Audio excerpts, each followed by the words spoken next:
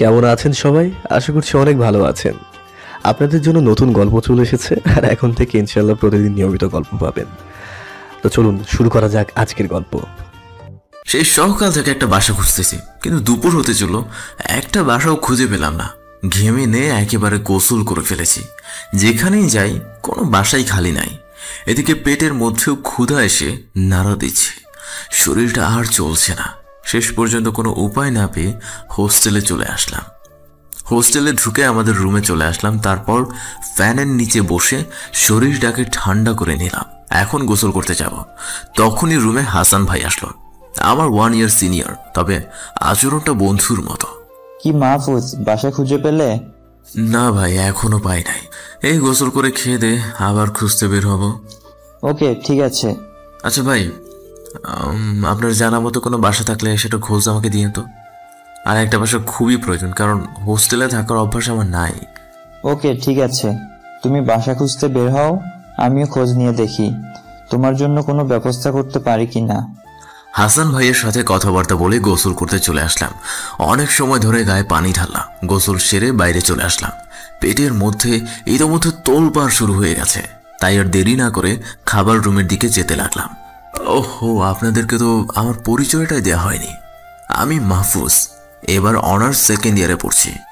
অন্য কলেজ থেকে ট্রান্সমিশন নিয়ে এখানে এসে অ্যাডমিশন নিয়েছি। কালকে প্রথম কলেজ। হোস্টেলে 3 থেকে 4 দিন হলো উঠেছি। বাকিটা গল্পের মধ্যেই হয়তো জানতে পারবেন। আপনাদেরকে পরিচয় দিতে দিতে খাবার রুমে চলে আসছি। নিজের প্লেটে খাবার নিজেই পটাপট খেয়ে নিলাম। পেটটা এতক্ষণে শান্ত হলো। খাওয়ার পর্ব শেষ করে আবার বাসা খুঁজতে নেমে গেলাম। 2-3টা বাসা দেখলাম, কিন্তু আমাকে ভাড়া দিল না। মনটা অনেক খারাপ হয়ে গেল। ঘুরতে ঘুরতে পার্কে এসে একটা বেঞ্চে বসলাম। ঠিক তখনই ফোনটা বেজে উঠল। পকেট থেকে ফোনটা বের করে দেখি হাসান ভাই ফোন দিয়েছে। তাড়াতাড়ি করে ফোনটা রিসিভ করলাম। হ্যাঁ হাসান ভাই, বলেন। মাহফুজ, আমি একটা বাসার খোঁজ পেয়েছি। বাসার মালিক 2 জন, খুবই ভালো মনের মানুষ। আমি তোমার কথা বলেছি, তারা তোমাকে দেখা করতে বলেছে। ধন্যবাদ ভাই, আপনার উপকার আমার সারা জীবন মনে রাখবো। পাগল নাকি? এইটুকু কাজ তো বড় ভাই হিসাবে আমার কর্তব্যের মধ্যে পড়ে। আচ্ছা শুনো, আমি তোমাকে বাড়িটার ঠিকানা মেসেজ করে পাঠিয়ে দিচ্ছি, তুমি গিয়ে তাদের সাথে কথা বলো। ওকে ভাই, ঠিক আছে। ভাইয়ের সাথে কথা বলার পর মনের মধ্যে অনেক ভালো লাগছে। শেষ পর্যন্ত বাসাটা পেয়ে গেলে একটু শান্তিতে থাকতে পারবো। হোস্টেলে থাকতে ভীষণ কষ্ট হয়। এসব ভাবছি, এমন সময় ফোনে মেসেজ আসলো। হাসান ভাই যেই বাসার ঠিকানা দিয়েছে, আমি আর দেরি না করে ঠিকানা অনুযায়ী চলে গেলাম। 10 মিনিটের মতো হাঁটার পর বাড়িটার সামনে চলে আসলাম। বাইরে থেকে বাড়িটা দেখতে অনেক ভালো লাগছে, একদম আমার মনের মতো। বাড়িটার দরজায় গিয়ে কলিং বেল দিলাম। কিছুক্ষণ পর একজন মহিলা এসে দরজা খুলে দিল। কে বাবা তুমি? তোমাকে তো চিনতে পারলাম না। আন্টি আসসালামু আলাইকুম, আমার নাম মাহফুজ। আসলে এক বড় ভাই এই বাড়িটার খোঁজ দিল, আপনারা হয়তো বা ভাড়া দিবেন, তাই দেখতে চলে এসেছি। ও, তুমি তাহলে সেই ছেলে? হাসান নামে একটা ছেলে ফোন করে তোমার কথাই বলছিল। আসো বাবা, ভিতরে আসো। তারপর মহিলাটির সাথে ভিতরে চলে গেলাম। ভেতরের সবকিছু খুব সুন্দর করে সাজানো, খুব সুন্দর লাগছে দেখতে ভেতরটা। মহিলাটি আমাকে ভিতরে নিয়ে সোফায় বসতে বললেন। সোফায় একটা লোক বসে আছে, নিশ্চয়ই মহিলাটির স্বামী। তারপর আমি সোফায় বসলাম। তখন লোকটা বলল, শোনো বাবা, আমাদের উপরতলার 2টা রুম খালি আছে, এমনি ফেলে রাখছিলাম। আজ একটা ছেলে ফোন করে বলল যে কি তুমি নাকি বাসা খুঁজতেছ, তাই আমিও ভাড়া দিতে রাজি হলাম। আসলে আঙ্কেল, আমি হোস্টেলে থাকতে পারি না, তাই ভালো একটা বাসা খুঁজছিলাম। আপনাদেরকে অনেক ধন্যবাদ যে আমাকে বাসাটা ভাড়া দিচ্ছেন। এতে আবার ধন্যবাদের কি হলো? তুমি তো আমার ছেলের মতো। নিজের ছেলেকে কেউ ভাড়া দিবে, এটাতে আবার ধন্যবাদের কিছু আছে নাকি? আর শোনো, তোমাকে দেখে আমার অনেক ভালো লেগেছে। আমার একটা মেয়ে আছে, কিন্তু কোনো ছেলে নেই। তুমি আমার বাসায় থাকলে একদম আমার ছেলের মতো হয়ে থাকতে পারবে। তোমার কাছ থেকে ভাড়ার একটা টাকাও নেব না। আর হ্যাঁ, তুমি কালকে বিকালেই চলে আসো। এবার ওনাদের কথা শুনে আমি কেঁদেই দিলাম। এই বোকা ছেলে, কাঁদছো কেন? চোখের পানিটা মুছে নাও। আর কালকে সমস্ত কিছু নিয়ে বাসায় চলে আসো। আর এখন চলো, তোমাকে রুমটা দেখিয়ে দিয়ে আসি। এই বলে আন্টি আমাকে উপরের রুমে নিয়ে গেলেন। রুম দুটো ভীষণ সুন্দর করে সাজিয়ে রাখা, যেন এখানে কেউ থাকে। রুমগুলো দেখি তো আমার মনে ধরে গেল। আমিও এখানে থাকার সিদ্ধান্ত নিয়ে নিলাম। তারপর লক্ষ্য করলাম যে বাসায় ছাদ আছে, এতে আমার জন্য ভালোই হবে। রাতের বেলা ছাদে গিয়ে তারপর রাতের আকাশ দেখতে আমার অনেক ভালো লাগে। আঙ্কেল আন্টির সাথে আরও কিছু সময় কথা বলে হোস্টেলে চলে আসলাম। আসার সময় আন্টি আমার ফোন নাম্বার চাইলে আমিও দিয়ে আসলাম। হোস্টেলে এসে হাসান ভাইকে ধন্যবাদ দিলাম বাসাটা খুঁজে দেওয়ার জন্য। তারপর ফ্রেশ হয়ে নিলাম। বিকাল হয়ে যাওয়ায় বাইরে থেকে একটু ঘুরে আসলাম। হোস্টেলে এসে একটানা বসে কলেজের পড়াগুলো শেষ করলাম। তারপর রাতের খাবার খেয়ে শুয়ে পড়লাম। সকালে ঘুম থেকে খুব তাড়াতাড়ি উঠে গেলাম। তারপর আমার সব কিছু প্যাকিং করলাম, কারণ আজকে বিকালেই ওই বাসায় চলে যাব। অনেকটা সময় লাগলো প্যাকিং করতে। তারপর সকালে নাস্তাটা করে কলেজের উদ্দেশ্যে বেরিয়ে গেলাম। কলেজে ঢোকার কিছু সময় আগে ফোনটা বেজে উঠল। আন্টি ফোন দিয়েছে। জি আন্টি, বলুন। মাহফুজ, তুমি কি আজ বিকালে আসতেছো? জি জি আন্টি, আজ বিকালেই আসবো। আন্টি কোনো প্রবলেম হয়েছে? না বাবা, আমি নিশ্চিত হয়ে নিলাম আর কি। আচ্ছা তুমি আসো, আমি সবকিছু ঠিকঠাক করে রাখতেছি। আচ্ছা ঠিক আছে আন্টি। আন্টির সাথে কথা বলা শেষ করে কলেজ গেট দিয়ে ঢুকলাম। কিন্তু একই সবাই আমার দিকে এমনভাবে কেন তাকিয়ে আছে? বিষয়টা প্রথমে বুঝতেই পারলাম না। তারপর নিজের দিকে তাকলাম। আমাকে তো একদম খ্যাত দেখা যাচ্ছে, আর দেখা যাবেই না বা কেন? আমার পোশাক আশাক তো খ্যাতদের মতোই নোংরা হয়ে আছে। তবে সমস্যা নেই, নিজেকে মানুষের মতো মানুষ হতে হলে আমাকে এভাবেই চলতে হবে। এসব ভাবতে ভাবতে ক্লাসে চলে গেলাম। ক্লাসে ঢুকে আমাকে নিয়ে সবাই হাসাহাসি শুরু করে দিল। কিন্তু এটা তো কমন ব্যাপার, এগুলোর মধ্যে দিয়ে নিজেকে এগিয়ে নিয়ে যেতে হবে।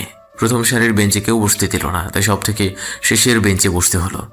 আমার সাথে কেউ কথাও বললো না, এমনকি তাকালো পর্যন্ত না। একটু পর স্যার ক্লাসে এসে ক্লাস নিতে থাকলেন। আমি পরিপূর্ণ মনোযোগ দিলাম স্যারের দিকে, কারণ আমার জীবনটাকে বদলাতে হবে। ক্লাস শেষ হয়ে গেলে ক্যাম্পাসে এসে বসলাম। চারদিকে তাকিয়ে দেখলাম সবারই বন্ধু আছে, শুধু আমি একা বসে আছি। কিন্তু কিছুদিন আগে আমার কোনো বন্ধুর অভাব ছিল না। এসব ভাবতে লাগলাম বসে বসে। হঠাৎ করে পেছন থেকে কেউ একজন কাঁধে হাত রাখলো। পেছনে তাকাতে একটা ছেলে আমার কাছে এসে বসলো, তারপর হাত বাড়িয়ে দিল। হাই, আমি তাহসিন। দেন আমিও হাত বাড়িয়ে দিলাম। হাই, আমি মাহফুজ। তো এখানে একা একা বসে কি করতেছো?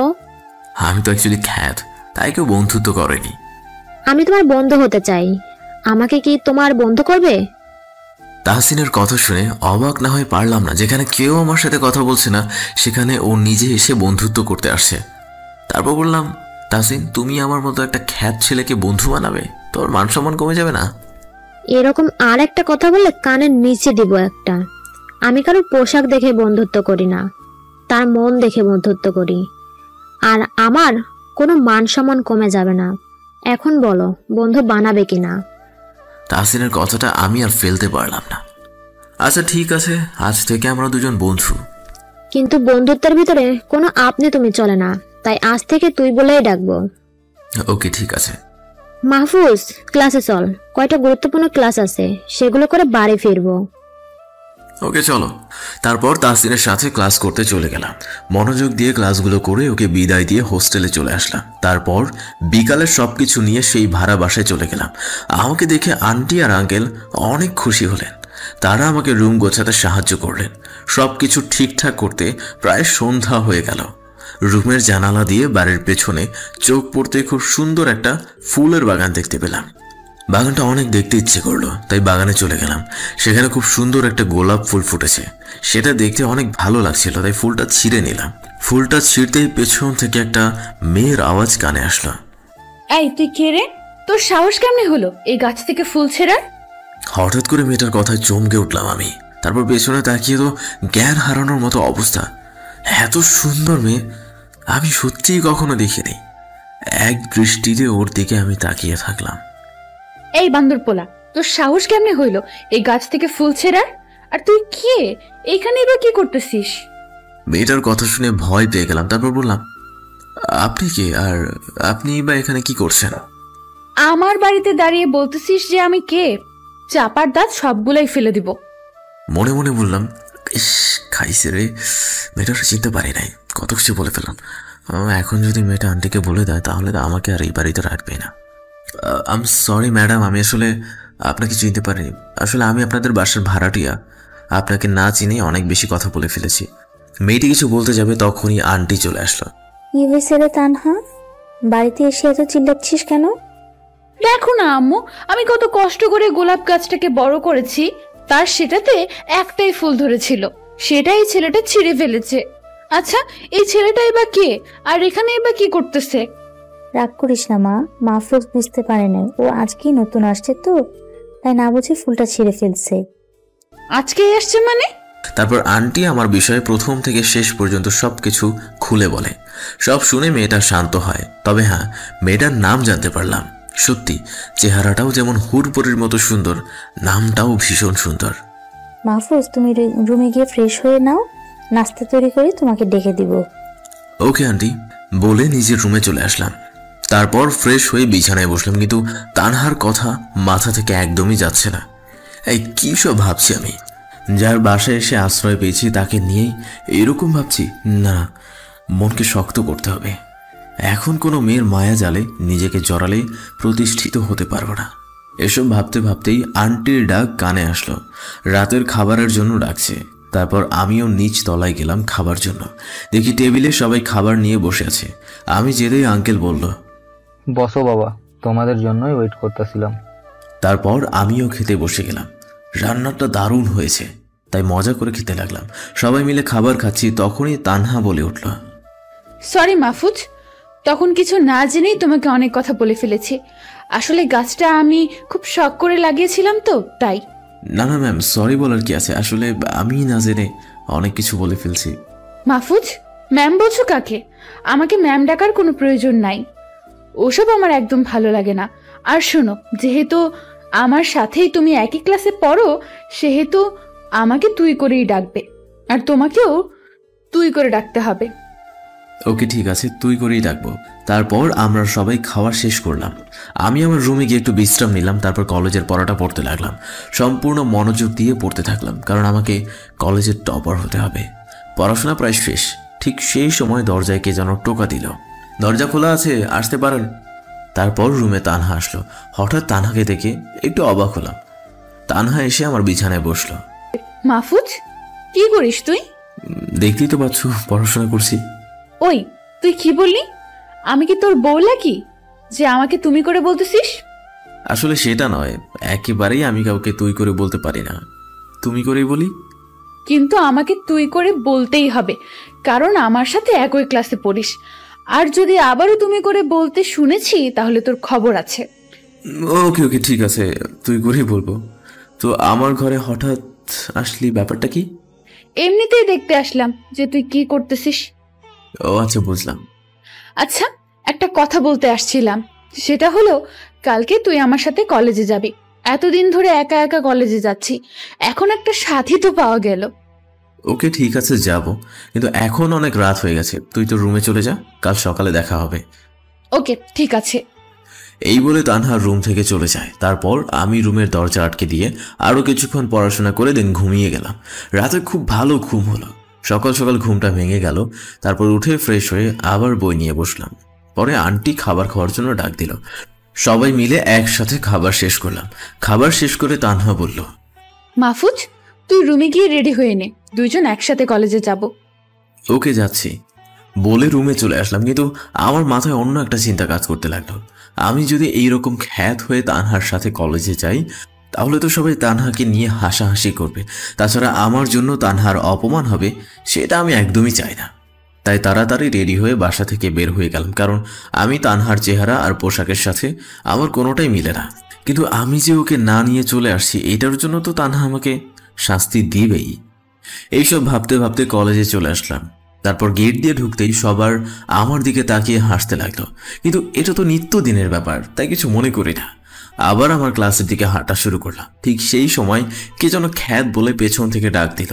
তারপর আমিও পেছনে করে তাকালাম। দেখি কয়টা ছেলে বসে আছে, আর সেখান থেকে একটা ছেলে আমাকে ডাকছে। তারপর আমি তাদের কাছে গেলাম। যে ছেলেটা আমাকে খ্যাত বলে ডাকছিল সেই বলতে লাগলো, ওই খ্যাত গায়া, এই চিঠিটা নিয়ে গিয়ে ওই বাইকে গিয়ে দিয়ে আয়। ছেলেটা অন্য একটা ছেলেকে দেখিয়ে দিয়ে বলল, ডানে বামে না তাকিয়ে সোজা গিয়ে চিঠিটা দিয়ে আসবি, নয়তো তোর খবর আছে। আচ্ছা ঠিক আছে বলে চিঠিটা হাতে নিয়ে সেই ছেলেটার কাছে গেলাম। তারপর সামনে গিয়ে চিঠিটা দিলাম। ছেলেটা চিঠিটা হাতে নিয়ে কিছুক্ষণ পড়লো। তারপর চিঠিটা ভাঁজ করে ঠাস করে একটা চর মেরে দিল। চরের তাল সামলাতে না পেরে মাটিতে বসে গেলাম। মাথার মধ্যে ভন ভন করে ঘুরতে লাগলো। পুরো কলেজের ছেলে পেলে আমার দিকে তাকিয়ে আছে। ছেলেটা আবার বলতে লাগলো, কুত্তার বাচ্চা, তোর সাহস তো কম না? তুই আমার কাছে এসেছিস সিগারেট চাইতে? তোকে তো আমি আজ মেরে ফেলবো। এই তোরা এই কেতটাকে আচ্ছা মতো দুলাই কর, যাতে জীবনে পা তুলে দাঁড়াতে না পারে। এইটা বলার সাথে সাথে সেই 10 থেকে 12টা ছেলে এসে আমাকে মারতে থাকলো। কিছুক্ষণ মারার পর মনে হচ্ছে এখনই শরীর থেকে রুহটা বেরিয়ে যাবে। অনেক সময় মারার পরে সবাই থামতে বলল। তারপর ছেলেটা আমার কাছে এসে কানে কানে বলল, এটা ছিল তোর এই কলেজে আসার প্রথম ডোজ, যাতে করে আমার নাম নিতেও তোর 10 বার ভাবতে হয়। এই বলে সবাই চলে গেল। সারা শরীর ব্যথায় টন টন করতে লাগলো। অনেক কষ্ট করে উঠে মাঠের একটা কোণায় বসলাম। ঠিক সেই সময় তাহসিন কাছে এসে জড়িয়ে ধরল। দোস্ত, তোর কিছু হয় নাই তো? জানিস আমার কত চিন্তা হচ্ছিল। আসলে ওর নাম জনি, ওর বাবা এই এলাকার এমপি, তাই যা ইচ্ছা তাই করে। ওর সাথে কেউ চোখ তুলে কথা বলারও সাহস পায় না। আমার সাথেও এমন করেছে। ওকে, সমস্যা নেই, আমার কিছু হয় নাই রে। তারপর তাহসিনের সাথে গল্প করতে লাগলাম। ঠিক সেই সময় তানহা কলেজে চলে আসলো। এসে আমাকে একটা চর মেরে দিল। রাগে তানহার মুখ লাল হয়ে আছে। আমি ভয়ে চুপ করে বসে থাকলাম। ওই কুত্তা, তুই আমাকে রেখে চলে আসলি কেন? জানিস তোকে হঠাৎ করে না দেখতে পেয়ে কত চিন্তায় ছিলাম। আমি কথা বলার আগেই তাহসিন বলে উঠল, ওই তানহা, তুই একে মারলি কেন? বেচারা এমনিতেই একটু আগে মার খেয়েছে, তারপর তুই আবার মারলি? একটু আগে মার খেয়েছে মানে? তখনই আমি হাত দিয়ে তাহসিনের মুখ চেপে ধর। তাহসিন ওকে ছাড়িয়ে নিয়ে সবটা বলে দিল। সবকিছু শুনে তো তানহার চোখ উপরে উঠে গেছে। তানহা হঠাৎ করে দেখে যে মাহফুজের ঠোঁট দিয়ে রক্ত পড়ছে। তখনই তানহা ব্যাগ থেকে পানির বোতলটা বের করে মাহফুজের ঠোঁট ধুয়ে দেয়। তারপর তানহা আবার বলতে শুরু করে, মাহফুজ, কাল থেকে তুই আমার সাথেই কলেজে আসবি। তানহার কথা শুনে মাথা নিচু করে থাকলাম। তারপর বললাম, তানহা দেখো, আমি একজন খ্যাত ছেলে, আমার পোশাকগুলো ভালো না। অপরদিকে তুই কত স্মার্ট একটা মেয়ে, আর তোর পোশাকগুলো দামি দামি। তোর সাথে আমি চললে লোকজন তোকে অনেক কথা শোনাবে। এই কথা বলার সাথে সাথে তানহা ঠাস করে আরেকটা চর বসিয়ে দিল। ওই কুত্তা, আমি তোর পোশাক দেখে কি করব? আর লোকজনকে কি বলবো সেটা দেখে আমি কি করব? আর লোকজন কি বললো সেটা দেখে আমি কি করব? তুই জাস্ট আমার সাথে থাকবি। এই তাহসিন, চল ক্লাসে যাই। ওকে চল। তারপর মাহফুজ, তাহসিন আর তানহা ক্লাসে চলে যায়। ভাগ্যক্রমে ওরা সবাই একই ডিপার্টমেন্টে পড়ে। ওরা কয়েকটা ক্লাস করে বাইরে চলে আসে। তারপর তিনজনে ক্যান্টিন থেকে কিছু খেয়ে কলেজ কেটে এসে দাঁড়ায়। তারপর তানহা বলে, এই তাহসিন, তুই বাসায় চলে যা, আমার মাহফুজের সাথে একটু কাজ আছে, আবার কলেজে দেখা হবে। ওকে ঠিক আছে বলে চলে যাই। তানহা একটা রিক্সা ডাক দেয়। তারপর যেটাতে উঠে বসে। মাহফুজকে উঠতে বলে। মাহফুজও কোনো কথা না বলে ভালো ছেলের মতো রিক্সায় উঠে বসে। রিক্সা তার আপন মনে চলতে শুরু করে, কিন্তু মাহফুজ বুঝছে না যে সে কোথায় যাচ্ছে। তাই তানহাকে জিজ্ঞেস করে, আচ্ছা, আমরা কোথায় যাচ্ছি? সেটা তোর না জানলেও চলবে। চুপচাপ করে বসে থাক, আর একটা কথাও বলবি না। ওকে ঠিক আছে। মনে মনে বলি, কি গুন্ডি মেরে বাবা, এত রেগে যাওয়ার কি আছে? শুধু জানতেই চাইলাম যে কোথায় যাচ্ছি। মাহফুজ আর তানহা রিক্সায় বসে আছে। কিছুক্ষণ পর রিক্সা একটা শপিং মলের সামনে গিয়ে দাঁড়ায়। তারপর দুজনেই রিক্সা থেকে নেমে যায়। তানহা মাহফুজের হাত ধরে নিয়ে শপিং মলের ভিতরে চলে যায়। তারপর একটা কাপড়ের দোকানে যায়। তারপর মাহফুজকে দেখিয়ে বলে, মামা, এই ছেলেটার জন্য প্যান্ট আর শার্ট দেখান তো। মাহফুজ তো অবাক হয়ে তানহার দিকে তাকিয়ে থাকে। এই তানহা, আমার এসব কিচ্ছু লাগবে না, আমার তো শার্ট প্যান্ট আছে। আমি তোকে বলছি না যে চুপ করে থাকবি? আর একটা কথা বললে মুখ কেটে ফেলবো। মাহফুজ ভয়তে চুপ করে থাকে, একটা কথাও আর বলে না। তানহা 2টা প্যান্ট আর 2টা শার্ট কিনে নেয়। তারপর একটা রিক্সা নিয়ে দুজনে বাসায় চলে আসে।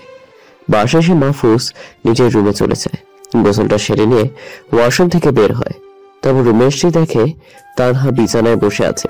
মাহফুজ খালি গায়ে লজ্জা পেয়ে যায়, হাত দিয়ে বুক ঢেকে ফেলে। মাহফুজের লজ্জা দেখে তানহাও হেসে দেয়। ওরে আমার লজ্জাবতী রে। আচ্ছা, এই শার্ট আর প্যান্ট পরে নিচে চলে আয়, আম্মু খাওয়ার জন্য ডাকতেছে। এই বলে তানহা নিচে চলে যায়। তারপর মাহফুজ ড্রেস চেঞ্জ করে নিচে চলে যায়। মাহফুজকে দেখে তো সবাই হা করে তাকিয়ে আছে। মাহফুজ মনে মনে ভাবে কি ব্যাপার, হঠাৎ করে সবার কি হয়ে গেল? ওই তোমরা এভাবে কি তাকিয়ে দেখো? হ্যাঁ সরি, তুমি করে বলে ফেললাম। মাহফুজের কথাতে সবার ঘোর কাটে। তারপর তানহার আম্মু বলে ওঠে, বাহ মাহফুজ, তোমাকে তো একদম রাজপুত্রের মতো লাগছে। আর তুমি তো আমার ছেলের মতো, তুমি করে বললে সমস্যা নেই। তারপর মাহফুজ তানহার দিকে তাকায়। তানহাও এক দৃষ্টিতে তাকিয়ে আছে। আই তানহা, তোর আবার কি হলো? তুই এভাবে তাকিয়ে কি দেখিস? তোকে তো একবারে রাজপুত্র লাগছে রে, আমি তো একেবারেই ক্রাশ খেয়ে গেলাম রে। তানহার কথা শুনে সবাই হেসে দেয়। তারপর মাহফুজ খেতে বসে, সবাই একসাথে খেয়ে নেয়। খাওয়া শেষ করে সবাই নিজের রুমে চলে যায়। বিকালে মাহফুজ বাইরে থেকে একটু ঘোরাঘুরি করে আসে। সন্ধ্যায় হালকা নাস্তা করে তানহার সাথে পড়তে বসে। তারপর রাতের খাবার খেয়ে মাহফুজ রুমে এসে দরজা বন্ধ করে দিয়ে বিছানায় হেলান দিয়ে বসে। তখনই ফোনটা বেজে উঠে। মাহফুজ পকেট থেকে ফোনটা বের করে ফোনটা রিসিভ করে। আসসালামু আলাইকুম, কে বলছেন? তারপর ফোনের অপাশ থেকে একটা মেইলি কণ্ঠ ভেসে আছে। কণ্ঠটা শুনেই মাহফুজের চোখ ভিজে যায়, কারণ ফোনের ওপাশে মাহফুজের আম্মু কথা বলছে। আজ প্রায় 1 বছর পর মাহফুজ এই কণ্ঠটা শুনতে পেয়েছে। মাহফুজের চোখ দিয়ে অঝরে পানি পড়ছে। মাহফুজের আম্মু সমানে কেঁদে চলেছে, কেউ কথা বলতে পারছে না। তারপর মাহফুজের আম্মুই কথা বলে, বাবা তুই কোথায় আছিস? আজ 1 বছর তো চাঁদ মুখখানা দেখতে পারি না, তোর কি আমার কথা একটুও মনে পড়ে না? মাহফুজ নিজেকে শান্ত করে বলে, আম্মু তোমার কথা আমার সব সময় মনে পড়ে, কিন্তু কি করব বলো, নিজেকে মানুষের মতো মানুষ করতে হলে আমাকে এভাবেই থাকতে হবে। আর তাছাড়া বাবা তো আমাকে ঘর থেকে বের করে দিয়েছে। যতদিন পর্যন্ত নিজেকে প্রতিষ্ঠিত করতে পারবো না, ততদিন পর্যন্ত ওই ঘরে আর আমি ফিরে যাব না। বাবা এভাবে বলিস না, তোর আব্বু সেদিন রাগের মাথা কি না কি বলে ফেলেছিল, তাই বলে তুই রাগ করে বাড়ি ছেড়ে চলে গেলি। এখন তোর বাবা সব সময় তোর জন্য কাঁদে, আমিও তো চোখের পানি কম ফেলি না, তুই চলে আয় বাবা। না আম্মু, তুমি এভাবে বলো। আমি এখন বাইরের পরিবেশে মানিয়ে নিয়েছি। মানুষ তার নিজের পায়ে না দাঁড়ালে কেউ তাকে মূল্য দেয় না। আর এখন আমি নিজের জীবন প্রতিষ্ঠা করব, তারপর ঘরে ফিরব। এই বলেই ফোনটা কেটে দিলাম, কারণ বেশি কথা বললে নিজেকে সামলে রাখতে পারবো না। ফোনটা কেটে নিয়ে বালিশে মুখ গুজে অনেক সময় কাঁদলাম। কাঁদতে কাঁদতে কখন যে ঘুমিয়ে গিয়েছি আমি জানি না।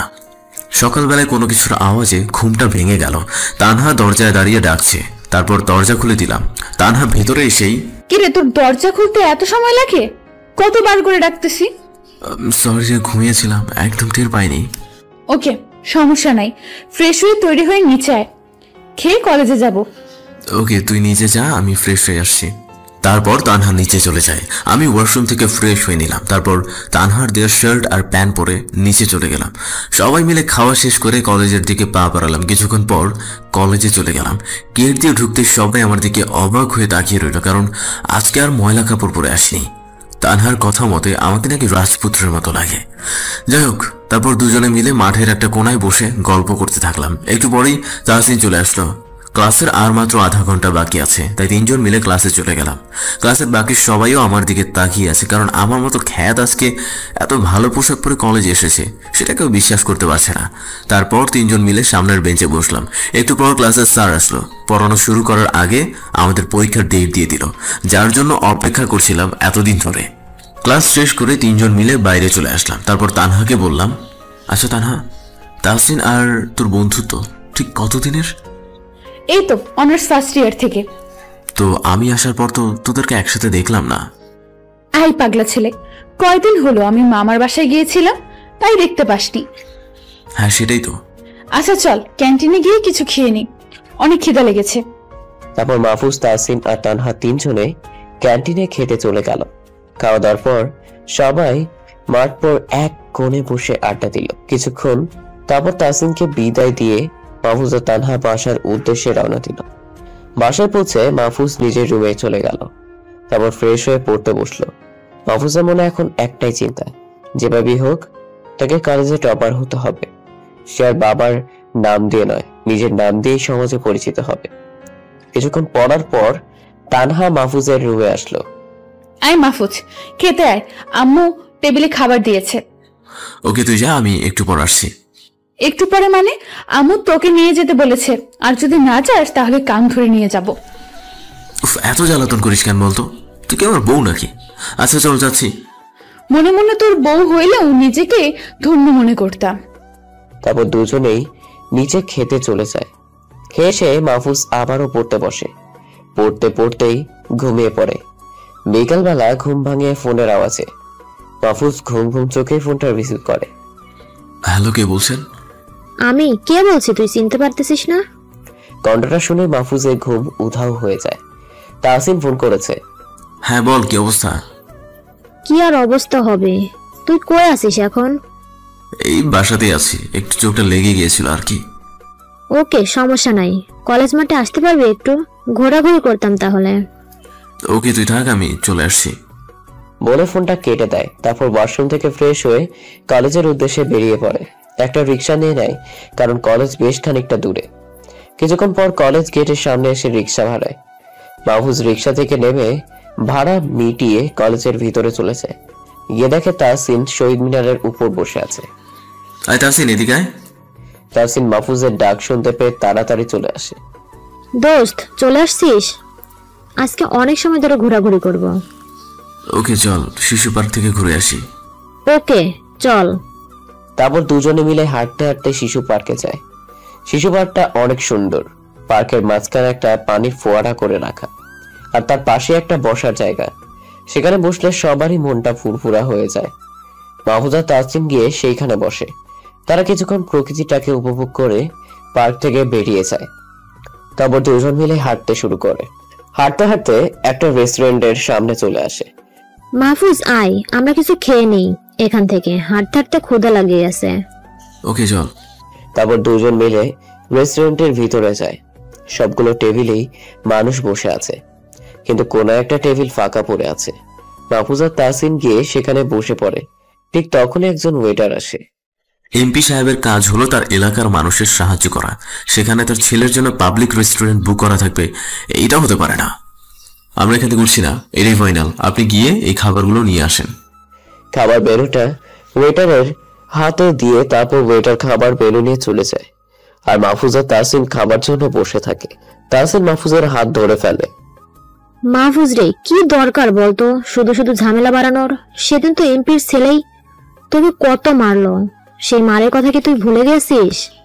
না, আমি কিছুই ভুলে যাই নাই। সাধারণ মানুষের অধিকারের কথা এদেরকে বুঝিয়ে দিতেই হবে। তুই এখন চুপ করে বসে থাক। তাহসিনও আর কোনো কথা বাড়ায় না, চুপ করে মাথা নিচু করে বসে থাকে। তবে মনে একটাই ভয় হতে থাকে, এমপির ছেলে যদি এখন এখানে চলে আসে তবে মাহফুজকে তো মারবেই, সাথে তাকেও ধোলাই করবে। দুজনে খাবার জন্য বসে আছে। একটু পর রেস্টুরেন্টের ম্যানেজার আসে। তারপর মাহফুজকে উঠে যেতে বলে, কিন্তু মাহফুজও নাছোড় বান্দা, সে কোনো মতেই উঠবে না। ম্যানেজার বোঝানোর জন্য অনেক চেষ্টা করে, পারল না। তারপর নিজের জায়গায় চলে গেল। ঠিক সেই সময় জনি তার বন্ধুদের নিয়ে রেস্টুরেন্টে ঢুকলো, আর টেবিলে এসে দেখে অন্য কেউ বসে আছে। জনির মাথায় তো আগ্রহী ম্যানেজারকে ডাক দেয়। এই ম্যানেজারের বাচ্চা, এদিকে আয়। ম্যানেজার জনির ডাক শুনে তাড়াতাড়ি ভিতরে চলে আসে। তার কলিজার পানি যেন শুকিয়ে গেছে। জনির সামনে এসে মাথা নিচু করে দাঁড়িয়ে থাকে। এই ম্যানেজার, আমার টেবিলে এরা বসে আছে কেন? তুই আমার কথা বলিস নাই? বলছি তো, কিন্তু ওনারা তো শুনছে না আমার কথা। তখনই পেছন থেকে মাহফুজের কলার ধরে দাঁড় করায়। তারপর মাহফুজকে দেখেই তো রাগ আরো বেড়ে যায়। এই ক্যাত ফকিন্নির বাচ্চা, তাহলে তুই এই আমার টেবিলে বসেছিস? সেদিনকার মারের কথা বুঝি মনে নাই? আজকে মেরে তোর বাপের নাম শুদ্ধ ভুলিয়ে দেব। বাবাই নিয়ে কথা বলায় মাহফুজের তো প্রচুর পরিমাণে রাগ উঠে যায়। সাথে সাথে জনির গালে একটা চড় বসায় দেয় মাহফুজ। পুরো রেস্টুরেন্টের লোকেরা তো অবাক হয়ে মাহফুজের দিকে তাকিয়ে আছে, যে জনির বাবা এমপি, যার বাবার ভয়ে এলাকা কাঁপে, তার ছেলেকে কিনা মাহফুজ চড় মেরে দিল। চড় খেয়ে জনির মুখ রেগে লাল হয়ে গেছে। রাগের কারণে সাপের মতো ফুঁসতে লাগলো। কুত্তার বাচ্চা, তুই জানিস কার গায়ে হাত দিছিস? তুই এমপির ছেলে গায়ে হাত দিয়েছিস। তোকে তো আজকে এখানে খবর দিয়ে দেব। এই রাজভাইকে ফোন কর এখনই। আজকে ওকে কেটে টুকরো টুকরো করে এলাকার কুত্তা দিয়ে খাওয়াবো। রাজল এই এলাকার সবচেয়ে বড় সন্ত্রাসী, যেখানে সেখানে মানুষ খুন করতে একটুও চিন্তা করে না। কিন্তু মাহফুজ মনে মনে হাসতেছে, কারণ জয় জানে না যে এখানে রাজের বাপেরও বাপ আছে। এদিকে তাহসিনের হাত পা কাঁপা শুরু করে দিয়েছে। কারণ রাজকে চিনে না এমন কোনো মানুষ নাই। এখন কি হবে কে জানে। মাহফুজ রে, আজকে নিশ্চিত তুই গেছিস। আমার নামটা প্লিজ বলিস না। কোনো চিন্তা করিস না, চুপ করে বসে থেকে শুধু দেখ কি হয়। একটু পর রেস্টুরেন্টের সামনে 10 থেকে 12টা গাড়ি এসে দাঁড়ায়। রেস্টুরেন্টের ভিতরে সবাই ভয়ে চুপসে আছে। গাড়ি থেকে রাজ নেমে রেস্টুরেন্টের ভিতরে চলে যায়। রাজের পিছনে ওর ছেলেগুলো আছে। রাজ ভিতরে গিয়েই হুঙ্কার দেয়, এই কার এত বুকের পাটা যে এমপি ছেলের গায়ে হাত দেয়? জনি মাহফুজদেরকে দেখিয়ে দেয়, ভাই এই যে নীল শার্ট গায়ে দেওয়া ছেলেটা আমাকে মেরেছে। মাহফুজ টেবিলে উল্টো দিকে মুখ করে বসে আছে। রাজ মাহফুজদের কাছে চলে যায়। এই তোর এত বড় সাহস কেমনে হয় যে এমপি ছেলের গায়ে হাত দিস? আজ তো তোকে কেটে টুকরো টুকরো করবো। তুই কে? হ্যাঁ, রাজের কথা শেষ হতেই মাহফুজ পিছন ঘুরে রাজের দিকে তাকায়। রাজ সাথে সাথে মাহফুজ ভাই বলে চিৎকার দিয়ে পায়ে পড়ে যায়। রাজের কথা শেষ হতেই মাহফুজ পিছন ঘুরে রাজের দিকে তাকায়। রাজ সাথে সাথে মাহফুজ ভাই বলে চিৎকার দিয়ে পায়ে পড়ে যায়। মাহফুজ ভাই, এটা যে আপনি, আমি সেটা জানতাম না। প্লিজ ভাই আমাকে মাফ করে দিন। ভয়তে রাজের পুরো শরীর কাঁপতেছে। এই রাজ, আগে আমার পা ছাড়। না ভাই, আগে বলেন যে মাফ করে দিয়েছেন, তারপর পা ছাড়বো। না হলে ভাই এখানে আমার লাশ পড়ে থাকবে। ওকে যা, মাফ করে দিলাম। তোর ভাগ্য ভালো যে আমি সব ছেড়ে দিয়েছি। আর এইসব এমপির দালালি করে কোনো লাভ নাই, যার জন্য সাধারণ মানুষ কষ্ট পাবে। ভবিষ্যতে এরকম দেখলে তোদের একটাকেও খুঁজে পাবে না। আমি বাছার, আমাকে যেতে হবে। তারপর মাহফুজের পা ছেড়ে দেই। তাহসিন চল, আমরা যাই এখন। এই বলে মাহফুজ আর তাহসিন চলে যায়। এদিকে রাজ মাটি থেকে উঠেই জনির 2 গালে ঠাস করে চড় মেরে দেয়। জনি তো অবাক হয়ে রাজের দিকে তাকিয়ে আছে। যেই রাজকে আনলো মাহফুজকে মারার জন্য, সেই রাজ মাহফুজকে না মেরে উল্টো তাকেই চড় মেরে দিল। এই জনি, কাকে মারার জন্য আমাকে আনছিস জানিস তুই? আর একটুর জন্য আমার প্রাণটা চলে যায়নি। ভবিষ্যতে কাউকে মারতে হলে তার সম্পর্কে পুরো জেনে নিবি। কিন্তু রাজ ভাই, তুমি ওই কেতটাকে এত ভয় পাচ্ছ কেন? আর ওর জন্য আমাকে মারলে আমি আজকেই বাবার কাছে বলে দেব। তুই কাকে খ্যাত বলছিস? তোর বাবার মতো 10টি এমপি সারাক্ষণ মাহফুজের পা ধরে থাকে, আর আমি কেন ভয় পাচ্ছি? আরে আমি তো মাহফুজ ভাইয়ের পোষা কুত্তা, আর তোর মতো জনিকে তো খুঁজে পাওয়া যাবে না। এই তোরা সব গাড়িতে ওঠ। বলে রাজ চলে যায়। জনির এদিকে রাজের কথাগুলো শুনে চোখ কপালে উঠে গেছে। যেই রাজের কথাতে পুরো এলাকা কাঁপে, সেই কিনা ওই খ্যাতটার পোষা কুত্তা। জনি মনে মনে প্রতিজ্ঞা করে যে খ্যাতটাকে আমি শেষ করে তারপর শান্ত হব। এদিকে মাহফুজ আর তাহসিন রেস্টুরেন্ট থেকে বের হয়ে হাঁটতে থাকে। দুজনের মুখে কোনো কথা নাই, কিন্তু তাহসিন মনে মনে ভাবতেছে যে কে মাহফুজ, যাকে রাজ পর্যন্ত ভয় পায়? তাহলে নিশ্চয়ই মাহফুজ অনেক বড় মাপের একজন মানুষ, নয়তো অন্য কিছু। না, আমাকে জানতেই হবে। তাহসিন তখন বলে উঠে, আচ্ছা মাহফুজ, তুই কে বলতো? রাজের মতো বড় মাপের সন্ত্রাসী তোর পায়ে ধরে ক্ষমা চাই? তুই সাধারণ কেউ হতেই পারিস না। তুই কে? তোকে বলতেই হবে। আমি আবার কে? একজন সাধারণ মানুষ, তোদের বন্ধু। তুই আমাদের বন্ধু ঠিক আছে, কিন্তু তোর পরিচয় অন্য কিছু। আর তুই তোর বাড়ির ঠিকানা, এমনকি তোর বাসায় কে কে আছে, তোর পরিবার সম্পর্কে আমাদের কিছুই বলিস নাই। তোকে বলতেই হবে যে তুই কে। আচ্ছা, আস্তে আস্তে সবকিছু জানতে পারবি, কিন্তু এখন জোরাজুরি করলে কিছুই বলবো না। তাই এখন চুপচাপ বাসার দিকে চল, সন্ধ্যা হয়ে গেছে। তখন আর কিছুই বলে না, কারণ এখন জানতে চাইলে যদি আর না বলে। তাই মাহফুজের সাথে হাঁটতে থাকে। মাহফুজ একটা রিক্সা ডাক দেয়। তারপর দুজনে রিক্সায় উঠে বসে। মাহফুজ বাসার ঠিকানা বলে যেখানে যেতে হবে। রিক্সা তার আপন গতিতে চলতে থাকে গন্তব্যের উদ্দেশ্যে। ঠিক তখনই মাহফুজের ফোনটা বেজে ওঠে। পকেট থেকে ফোনটা বের করে দেখে তানহা ফোন করেছে। তারপর ফোনটা রিসিভ করে। হ্যাঁ তানহা বল। তুই কই আছিস এখন? এই তো বাসার কাছে পৌঁছে গেছি, আর মাত্র 5 মিনিটের মতো লাগবে। ওকে, তাড়াতাড়ি চলে আয় বলে ফোনটা কেটে দেই। তারপর রিক্সা গিয়ে তানহাদের বাসার সামনে দাঁড়ায়। মাহফুজ রিক্সা থেকে নেমে দুজনের ভাড়া মিটিয়ে দেয়। তারপর তাহসিনকে বিদায় দিয়ে বাসায় চলে যায়। দরজার সামনে গিয়ে কলিং বেল চাপ দিতেই তানহা এসে দরজা খুলে দেয়। মাহফুজ নিজের রুমে চলে যায়। তারপর ওয়াশরুমে গিয়ে ফ্রেশ হয়ে নেয়। হালকা কিছু খেয়ে দিয়ে পড়তে বসে যায়। পড়াশোনায় আরো বেশি মনোযোগ দেয়, কারণ কয়েকদিন পরে পরীক্ষা শুরু হয়ে যাবে। আর পরীক্ষায় কলেজের সবার চেয়ে ভালো রেজাল্ট করতে হবে, না হলে জীবনে প্রতিষ্ঠিত হতে পারবে না। পড়তে পড়তে রাত 8টা বেজে যায়। ঠিক তখনই রুমে তানহা আসে। আয় মাহফুজ, খেতে আয়, রাত হয়ে গেছে তো। হ্যাঁ তুই যা, আমি একটু পর আসছি। না, তোকে এখনই আসতে হবে না, না হলে আমিও খাবো না। তোকে নিয়ে আর পারলাম না। আচ্ছা চল যাচ্ছি, এই বলে তানহার সাথে চলে যায়। ইদানিং তানহার প্রতি মাহফুজ কেমন যেন দুর্বল হয়ে পড়তেছে। তানহা সবসময় মাহফুজের কেয়ার নেয়, সারাক্ষণ কেমন একটা শাসনের উপর রাখে। মাহফুজ রাতের খাবার শেষ করে রুমে এসে আবার পড়তে বসে, তারপর পড়া শেষ করে ঘুমিয়ে যায়। সকালবেলা তানহার ডাকে ঘুম ভাঙে, কিন্তু তানহা ঘরে ঢুকলো কিভাবে? তখনই মনে পড়ে যে গতকাল রাতে রুমের দরজা আটকাতে মনে নেই। তারপর ফ্রেশ হয়ে নিচে খেতে চলে যায়। টেবিলে আন্টি আর আঙ্কেল বসা, কিন্তু তানহাকে দেখা যাচ্ছে না। তাই আন্টিকে জিজ্ঞাসা করে, আন্টি তানহা কোথায়? ওকে তো দেখতে পাচ্ছি না। তানহা একটু ওয়াশরুমে গেছে, এখনই চলে আসবে, তুমি খেতে বসো। Okay aunty. তারপর মাহফুজ খেতে বসে। একটু পর তানহা চলে আসে। মাহফুজ তানহাকে দেখে তো মাহফুজ হা করে তাকিয়ে থাকে, কারণ তানহা আজ এত সুন্দর করে সেজেছে যে পরীকেও হার মানাবে। মাহফুজ এক দৃষ্টিতে তাকিয়ে আছে, এটা দেখে তানহা লজ্জা পেয়ে যায়। ওই তুই ওইভাবে তাকিয়ে আছিস কেন? আমার লজ্জা করে না বুঝি? মাহফুজ তানহার কথা শুনে লজ্জা পেয়ে যায়, তারপর বলে, আচ্ছা তোকে এত সুন্দর করে সাজতে কে বলেছে? আজকে কিন্তু কোনো দুর্ঘটনায় পড়লে তোর দোষ, আমি কিছু জানি না। ওকে ঠিক আছে। তারপর দুজনেই খেয়ে দিয়ে কলেজে চলে যায়। ক্লাস শুরু হতে একটু দেরি আছে, তাই দুজনে বসেই আড্ডা দেয়। একটু পর তাসিনও এসে আড্ডার সাথে সামিল হয়। তারপর ক্লাসের সময় হয়ে গেলে ক্লাসে চলে যায়। দুইটা ক্লাস করার পর সবাই মাঠে চলে যায়। সবাই মিলে আবার আড্ডা দিয়ে বাসায় চলে যায়। মাহফুজ ফ্রেশ হয়ে একটা ঘুম দিয়ে বিকালে ঘুরতে বের হয়।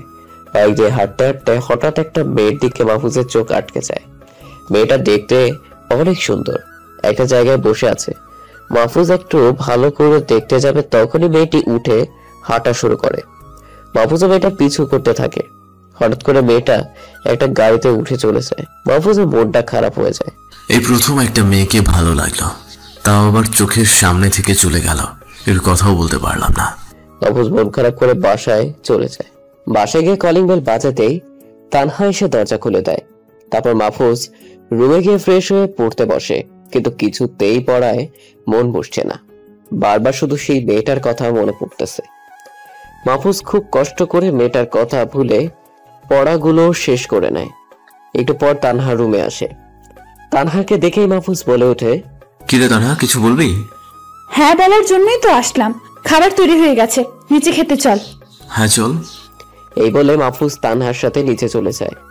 তারপর খাওয়া শেষ করে রুমে এসে শুয়ে পড়ে, কিন্তু ঘুম আসছে না। বারবার ওই মেয়েটার চেহারা চোখের সামনে ভেসে উঠছে। মাহফুজ মনে মনে বলতে থাকে, আচ্ছা এত সুন্দর একটা মেয়ের কি কোনো বয়ফ্রেন্ড নাই? আর মেয়েরা কি আমাকে ভালোবাসবে নাকি নাকি আমাকে ফিরিয়ে দিবে? এসব ভাবতে ভাবতে ঘুমিয়ে পড়ে।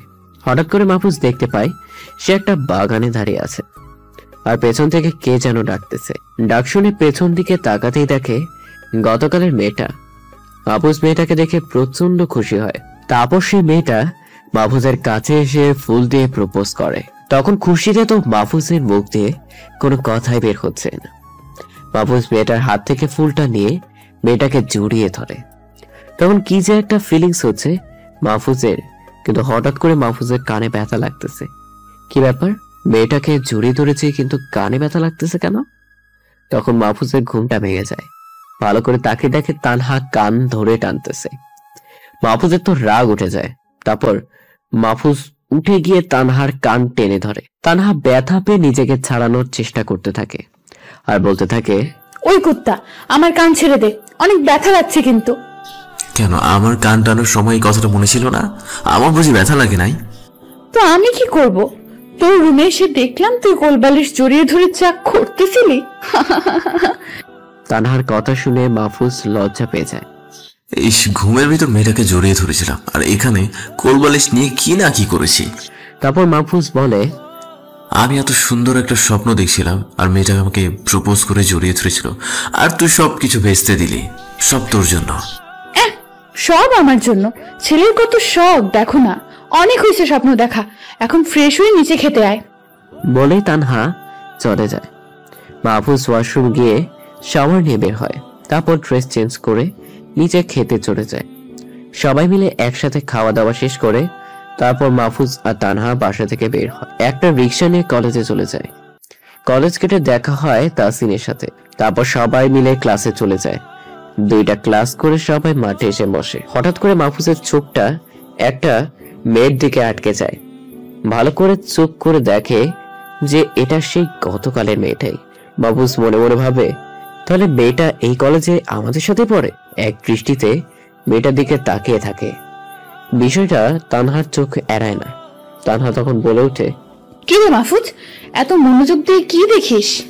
তানহা, আমার না একটা মেয়েকে ভীষণ পছন্দ হয়েছে। ওই দেখ মেয়েটা, আমাকে একটু লাইন করে দে না। দেখ মাহফুজ, তুই এসব মেয়ের কাছে যাস না। ওরা হলো বড় লোক ঘরের ছেলে মেয়ে। ওরা শুধু টাকা পয়সা ওয়ালাকেই ভালোবাসে, আমাদের মতো গরিবকে কোনো পাত্তা দেয় না। আমি গিয়ে একবার চেষ্টা করবো, দেখি মেয়েটা আমাকে ভালোবাসে কিনা। আজকে ওকে ফলো করে ওর বাসা চিনে আসবো। এখন ক্লাসে চল সবাই। বলে মাহফুজ হাঁটা শুরু করে। তাসিনা তানহা যেন বিশ্বাসই করতে পারছে না যে মাহফুজ এই কথাগুলো বলতেছে। কি আর করার, তারপর ওরাও মাহফুজের সাথে ক্লাসের দিকে যেতে শুরু করে। মাহফুজ ক্লাস শেষ করে দ্রুত বাইরে চলে আসে আর মেয়েটাকে দেখার জন্য ওয়েট করতে থাকে। হঠাৎ চোখে পড়ে যে মেয়েটা কলেজ গেট দিয়ে বের হচ্ছে। তখন মাহফুজও মেয়েটির পিছু নেয়। অনেক সময় হাঁটার পর মেয়েটা একটা নির্জন রাস্তায় চলে যায়। মাহফুজ তখনও মেয়েটার পিছু করতে থাকে, কিন্তু হঠাৎ করে মাহফুজের পকেটে ফোন বাজতে শুরু করে। তারপর পকেট থেকে ফোন বের করে দেখে তানহা ফোন করেছে। ফোনটা রিসিভ করে মাহফুজ কানে নেয়। হ্যাঁ তানহা, বল কি হয়েছে? ওই হারামি, কই তুই? সে কখন কলেজ থেকে বের হয়েছিস, এখনো আসার কোনো নাম নেই। আরে তুই ফোন রাখ, আমি একটা কাজে ব্যস্ত আছি বলে ফোনটা কেটে দেয়, কিন্তু সামনে তাকিয়ে দেখে সেই মেয়েটা নাই। মাহফুজ রাগে তানহাকে গালি দিতে লাগলো যে তানহা ফোন না করলে ঠিকই মেয়েটার বাসা থেকে ছিঁড়ে ফেলতাম, কিন্তু কি আর করার, সেটা হলো না। তাই মাহফুজ বাসায় চলে গেল। দরজার কলিং বেল দিতেই তানহা এসে দরজা খুলল। মাহফুজ ভিতরে ঢুকতেই তানহা বলল, এই যে নবাব সাহেব, খাবার রেডি করা আছে, ফ্রেশ হয়ে খেতে আসেন। যথা আজ্ঞা ম্যাডাম, এক্ষুনি আসছি। তারপর মাহফুজ রুমে গিয়ে ফ্রেশ হয়ে নিল। ক্ষুধাটাও বেশ ভালো মতো লেগেছে, তাই তাড়াতাড়ি নিচে খেতে চলে গেল। নিচে গিয়ে দেখে টেবিলে তানহা একাই বসে আছে। কি রে তানহা, আন্টি আর আঙ্কেল কই? সবার খাওয়া হয়ে গেছে, এখন শুধু তুই আর আমি বাকি আছি। তোর জন্যই এতক্ষণ না খেয়ে বসেছিলাম, এবার খেয়ে আমাকে উদ্ধার করেন। মাহফুজ আর দেরি করলো না, কারণ তানহাও তার জন্য না খেয়ে বসে আছে। ক্ষুধা কারোরই কম লাগে নাই। তারপর দুজন মিলে খাওয়া দাওয়া শেষ করে নিল। মাহফুজ রুমে গিয়ে বিছানায় শরীরটাকে এলিয়ে দিল, আর সাথে সাথেই রাজ্যের ঘুম চোখের উপর এসে হানা দিল। সকাল থেকে বেশ ধকল গেছে শরীরের উপর। এক ঘুম দিয়ে বিকালবেলা উঠলাম, শরীরটা এখন অনেক ভালো লাগছে। তারপর ফ্রেশ হয়ে নিচে চলে গেলাম, দেখি সবাই মিলে গল্প করছে। আমাকে দেখে আন্টি বসতে বললো, তখন আমি বললাম, না আন্টি এখন বসবো না, তোমরা গল্প করো, আমি একটু বাইরে ঘুরতে যাব। তাই তানহাকে ডাকতে আসলাম। আই তানহা, চল জাস্ট একটু ঘুরে আসি। আসছে এখন আমাকে ডাকতে? এমনিতে তো আমার পাত্তা নাই, এখন নিজের প্রয়োজন হয়েছে আর আমাকে ডাকতে চলে আসছে। সরি, ভুল হয়েছে, আর এমন হবে না, এবার তো যাওয়া যায়। তানহা এবার মুচকে হাসি দিয়ে বলল, আচ্ছা ঠিক আছে, চল এবার। তারপর দুজন মিলে ঘুরতে বের হলো। দুজন পাশাপাশি হাঁটছে, আর তানহা বকবক করেই যাচ্ছে, আর মাহফুজ সেগুলো শুনেই যাচ্ছে। কিছুক্ষণ পর তানহা বলে উঠে, মাহফুজ জানিস, এখানে খুব সুন্দর একটা শাপলা লেক আছে, চল আমরা সেখানে যাই। শাপলা লেক মানে? আরে ওই লেকে অনেক সুন্দর সুন্দর শাপলা ফুল ফোটে, তাই ওটাকে শাপলা লেক বলে। ও আচ্ছা, তাই বল। আচ্ছা চল গিয়ে ঘুরে আসি। তারপর তানহা একটা রিক্সা ডাক দেয়। ওই মামা, শাপলা লেকে যাব। হ্যাঁ যাবো আপা, উঠে বসুন, নিয়ে যাচ্ছি। তারপর মাহফুজ আর তানহা রিক্সায় উঠে বসে। রিক্সা চলতে থাকে শাপলা লেকের উদ্দেশ্যে। কিছুক্ষণ পর রিক্সা শাপলা লেকের সামনে গিয়ে থামে। দুজন রিক্সা থেকে নেমে ভাড়া মিটিয়ে দেয়। তারপর লেকের সামনে গিয়ে বসে। সেখানে অনেক সুন্দর সুন্দর শাপলা ফুল ফুটে আছে। দুজনে মিলে সেগুলো সৌন্দর্য দেখতে থাকে। এভাবে সন্ধ্যা হয়ে আসে। তখন তানহা বলে উঠে, আই মাহফুজ, এবার চল বাসায় যাই। ও হ্যাঁ চল, সন্ধ্যা লেগে যাচ্ছে। এই বলে দুজনে লেকের পাড় থেকে উঠে যায়। তারপর দুজন মিলে হাঁটা শুরু করে। ঠিক তখনই একটা ছেলে এসে মাহফুজের দুইটা পা জড়িয়ে ধরে। ভাই, আপনি আমাদেরকে বাঁচান। আপনি ছাড়া আমাদের কোনো অস্তিত্ব নাই। আপনি আবার আগের রূপে ফিরে আসেন ভাই, না হলে আমরা কেউ টিকতে পারবো না। আমি আর আগের রূপে ফিরে আসতে পারবো না রে, তোদের সে আগের ভাই মারা গেছে। এই তানহা, চল বাসায় যাই। বলে আবার হাঁটতে শুরু করে, কিন্তু তানহা অবাক হয়ে মাহফুজের দিকে তাকিয়ে আছে। ছেলেটার কথাগুলো সব তানহার মাথার উপর দিয়ে গেল। মাহফুজের আগের রূপ মানে কি বলো ছেলেটা? তানহা মাহফুজের সামনে গিয়ে পথ আগলে দাঁড়ায়। এই মাহফুজ, ওই ছেলেটা কি বলে গেল? তোর আগের রূপ মানে? তুই আসলে কে, আর তোর পরিচয় কি? তানহা, ওর মতো কি তোর মাথাটাও খারাপ হয়ে গেল নাকি? আমি আবার কে হব? আমি সাধারণ একটা মানুষ আর তোদের ফ্রেন্ড। না, এটা কখনোই আমি বিশ্বাস করি না, কারণ ওই ছেলেটার কথা মতো তুই নিশ্চয়ই অনেক বড় কেউ। তোকে বলতেই হবে তুই কে। মাহফুজ কিছু বলতে যাবে, ঠিক তখনই বিশ্বের সব থেকে দামি দামি ব্র্যান্ডের 10টা গাড়ি এসে তাদের সামনে এসে দাঁড়ায়। এই যেমন Lamborghini, Veneno, Mercedes Benz, Maybach, Ferrari, Pininfarina, সেচিও, মেবাক, এক্সেলেরো ইত্যাদি। এই টাইপের গাড়ি সবকটা দরজা অটোমেটিক খুলে যায়। তারপর গাড়ি থেকে সেই ছেলেটা নেমে আসে, মাহফুজের 2 হাত ধরে ফেলে, তারপর বলে, ভাই, আপনি না ফিরে গেলেন, কিন্তু এখন এই গাড়িতে উঠে বসেন, আপনাকে বাসায় পৌঁছে দেই। প্লিজ ভাই, এতটুকুতে আর না করেন না। আচ্ছা ঠিক আছে, যাচ্ছি, চল। বলে তানহার হাত ধরে গাড়িতে উঠে বসে। এদিকে তানহার চোখ দুটো যেন ছানা বড়া হয়ে যাচ্ছে এসব কাণ্ড দেখে। তানহার যেন বিশ্বাসই হচ্ছে না যে সে এই দামি গাড়িতে বসে আছে। ছোটবেলা থেকে শুধু নামই শুনেছে এগুলোর। গাড়িতে চড়ে বসা তো দূরের কথা, চোখের সামনেও দেখেনি কোনোদিন। তবে তানহার খুব ভালো লাগছে। কিছুক্ষণ পর তার বাসায় পৌঁছে যায়। দুজন গাড়ি থেকে নেমে যায়। তারপর ছেলেটা বিদায় নিয়ে গাড়িগুলো নিয়ে চলে যায়। তারপর কলিং বেল বাজালে আন্টি সে দরজা খুলে দেয়। তারপর পড়তে বসে। একটু পর তানহা রুমে এসে নিচে যেতে বলে। মাহফুজও নিচে চলে যায় খেতে। খাওয়া দাওয়া শেষ করে রুমে চলে আসে। তারপর বিছানায় গিয়ে শরীরটাকে এলিয়ে দেয়। আর ঠিক তখনই ফোনটা বাজতে শুরু করে। মাহফুজ ফোনের স্ক্রিনের দিয়ে তাকিয়ে দেখে আসিফ ফোন করছে। তারপর মাহফুজ ফোনটা রিসিভ করে, হ্যাঁ আসিফ, তুই আবার ফোন করেছিস কেন? আমি তো বললাম তোদের আগের ভাই মারা গেছে, আর আমি ওসব দিকে ফিরে যাব না। না ভাই, আপনাকে ফিরে আসতে বলছি না। আপনি যেখানে থাকবেন শুধু ভালো থাকবেন। আর আপনার আম্মু সারাক্ষণ আপনার খোঁজ করে। আমি কি আপনার ঠিকানা বলে দিব? না আসিফ, তুই কাউকে কিচ্ছু বলবি না। আমি আগে নিজেকে ঠিকভাবে তৈরি করব, তারপর সবার সামনে গিয়ে হাজির হব। এখন ফোন রাখ, আমি ঘুমাবো। ওকে ভাই, ঠিক আছে। আর কোনো দরকার হলে অবশ্যই বলবেন আমাকে। এই বলে ফোনটা রেখে দেয়। তারপর মাহফুজ ঘুমিয়ে পড়ে। সকালবেলায় ঘুম থেকে উঠে ফ্রেশ হয়ে তৈরি হয়ে নেয়। তারপর খেয়ে দিয়ে তানহার সাথে কলেজে চলে যায়। কিন্তু আজকে তাসিন কলেজে আসে নাই, তাই আড্ডাটাও দেওয়া হলো না। দুজন সোজা ক্লাসে ঢুকে যায়। দুটো ক্লাস হওয়ার পর কোনো কারণে কলেজ ছুটি হয়ে যায়। তারপর দুজন ক্যাম্পাসে এসে বসে। তখনই মাহফুজের চোখ পড়ে সেই মেয়েটির দিকে। মাহফুজ তানহাকে বলে ওঠে, তানহা, তুই আজ বাসায় চলে যা। আমি ওই মেয়েটার পিছিয়ে যাচ্ছি, আজ ওর সাথে কথা বলবোই। ওকে ঠিক আছে, কিন্তু তাড়াতাড়ি বাসায় চলে আসবি। তারপর তানহা বাসায় চলে যায়। আর মাহফুজ সেই মেয়েটির পিছু অনেক সময় ধরে মেয়েটাকে ফলো করে যায়। এদিকে মেয়েটারও মনে হচ্ছে যে তাকে যেন কে ফলো করছে। ঘুরে কেউ আছে নাকি সেটা দেখার জন্য, কিন্তু পিছন ঘুরে কাউকে দেখতে পায় না, কারণ মাহফুজ নিজেকে আড়াল করে নিয়েছে। মেয়েটা আবার পথ চলতে শুরু করে, কিন্তু কিছুক্ষণ পর আবার মনে হতে থাকে যে তাকে কেউ ফলো করছে।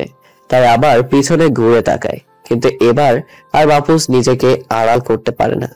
তাই মেয়েটা মাহফুজকে দেখে ফেলে। তারপর মেয়েটা মাহফুজকে ডাক দেয়, আপনি এদিকে আসেন। আপনি কি আমাকে বলছেন? আপনি ছাড়া তো এখানে আর কাউকে দেখতে পাচ্ছি না। এখন বলেন, আমার পিছু নিয়েছেন কেন? আসলে আপনাকে আমার খুব পছন্দ হয়েছে। আমি এ বিষয়ে সরি, কারণ আমার বয়ফ্রেন্ড আছে। আপনি এখন আসতে পারেন। মেয়েটার কথা শুনে মাহফুজে যেন কান্না চলে আসছিল। জীবনে প্রথম কাউকে পছন্দ করলাম, তাও আবার তার বয়ফ্রেন্ড আছে। মাহফুজ মন খারাপ করে বাসার দিকে যেতে লাগলো। কিছুক্ষণ যাওয়ার পরে মাহফুজের সামনে কয়েকটা গাড়ি এসে দাঁড়ায়। তারপর গাড়ি থেকে জনি নেমে আসে। জনির পিছনে আরো অনেকগুলো ছেলে নেমে আসে, সবার হাতেই হকি স্টিক। জনি মাহফুজের সামনে আসে। কিরে ছোট লোকের বাচ্চা, ভালোই তো আছিস দেখতে পাচ্ছি। কি জন্য আমার কাছে আসছিস তুই? আজ তোকে জমের বাড়ি পাঠাবো বলে আসছি। সেই দিন তোর জন্য রাজভাইয়ের কাছে তাপ্পর খাইছি, আজ তো তোকে মেরেই ফেলবো। ওই তোর এই ছোট লোকটাকে শেষ করে দে। জনি বলার সাথে সাথে বাকি ছেলেগুলো এসে মাহফুজকে মারতে থাকে। মাহফুজের রুহু যেন বের হয়ে যাবে এমন অবস্থা। হাত পা কেটে রক্ত বের হচ্ছে, নাক মুখ যে গল গল করে রক্ত বের হচ্ছে। ভাই, ওর শরীর তো নড়ছে না, মনে হয় মারা গেছে। আর মারা না গেলেও এভাবে ওর জানটা বেরিয়ে যাবে। ওকে, তোরা সবাই গাড়িতে উঠে বস, আমি গিয়ে ওরে দেখে আসি। জনির ছেলেরা গাড়িতে চলে গেলে জনি মাহফুজের কাছে যায়। দেখে মাহফুজের শরীরটা একদম নিথর হয়ে আছে, মাটির অনেক বড় একটা অংশ জুড়ে রক্তে ভিজে আছে। এটা দেখে জনি একটা শয়তানি মার্কা হাসি দিয়ে চলে যায় আর মনে মনে বলে, শয়তান তোর উচিত শিক্ষা দিয়েছি।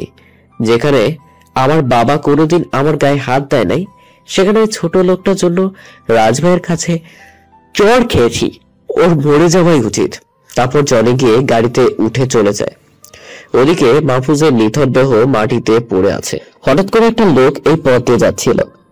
মাহফুজকে এইভাবে দেখে চিৎকার করে আরো কিছু লোক জড়ো করে।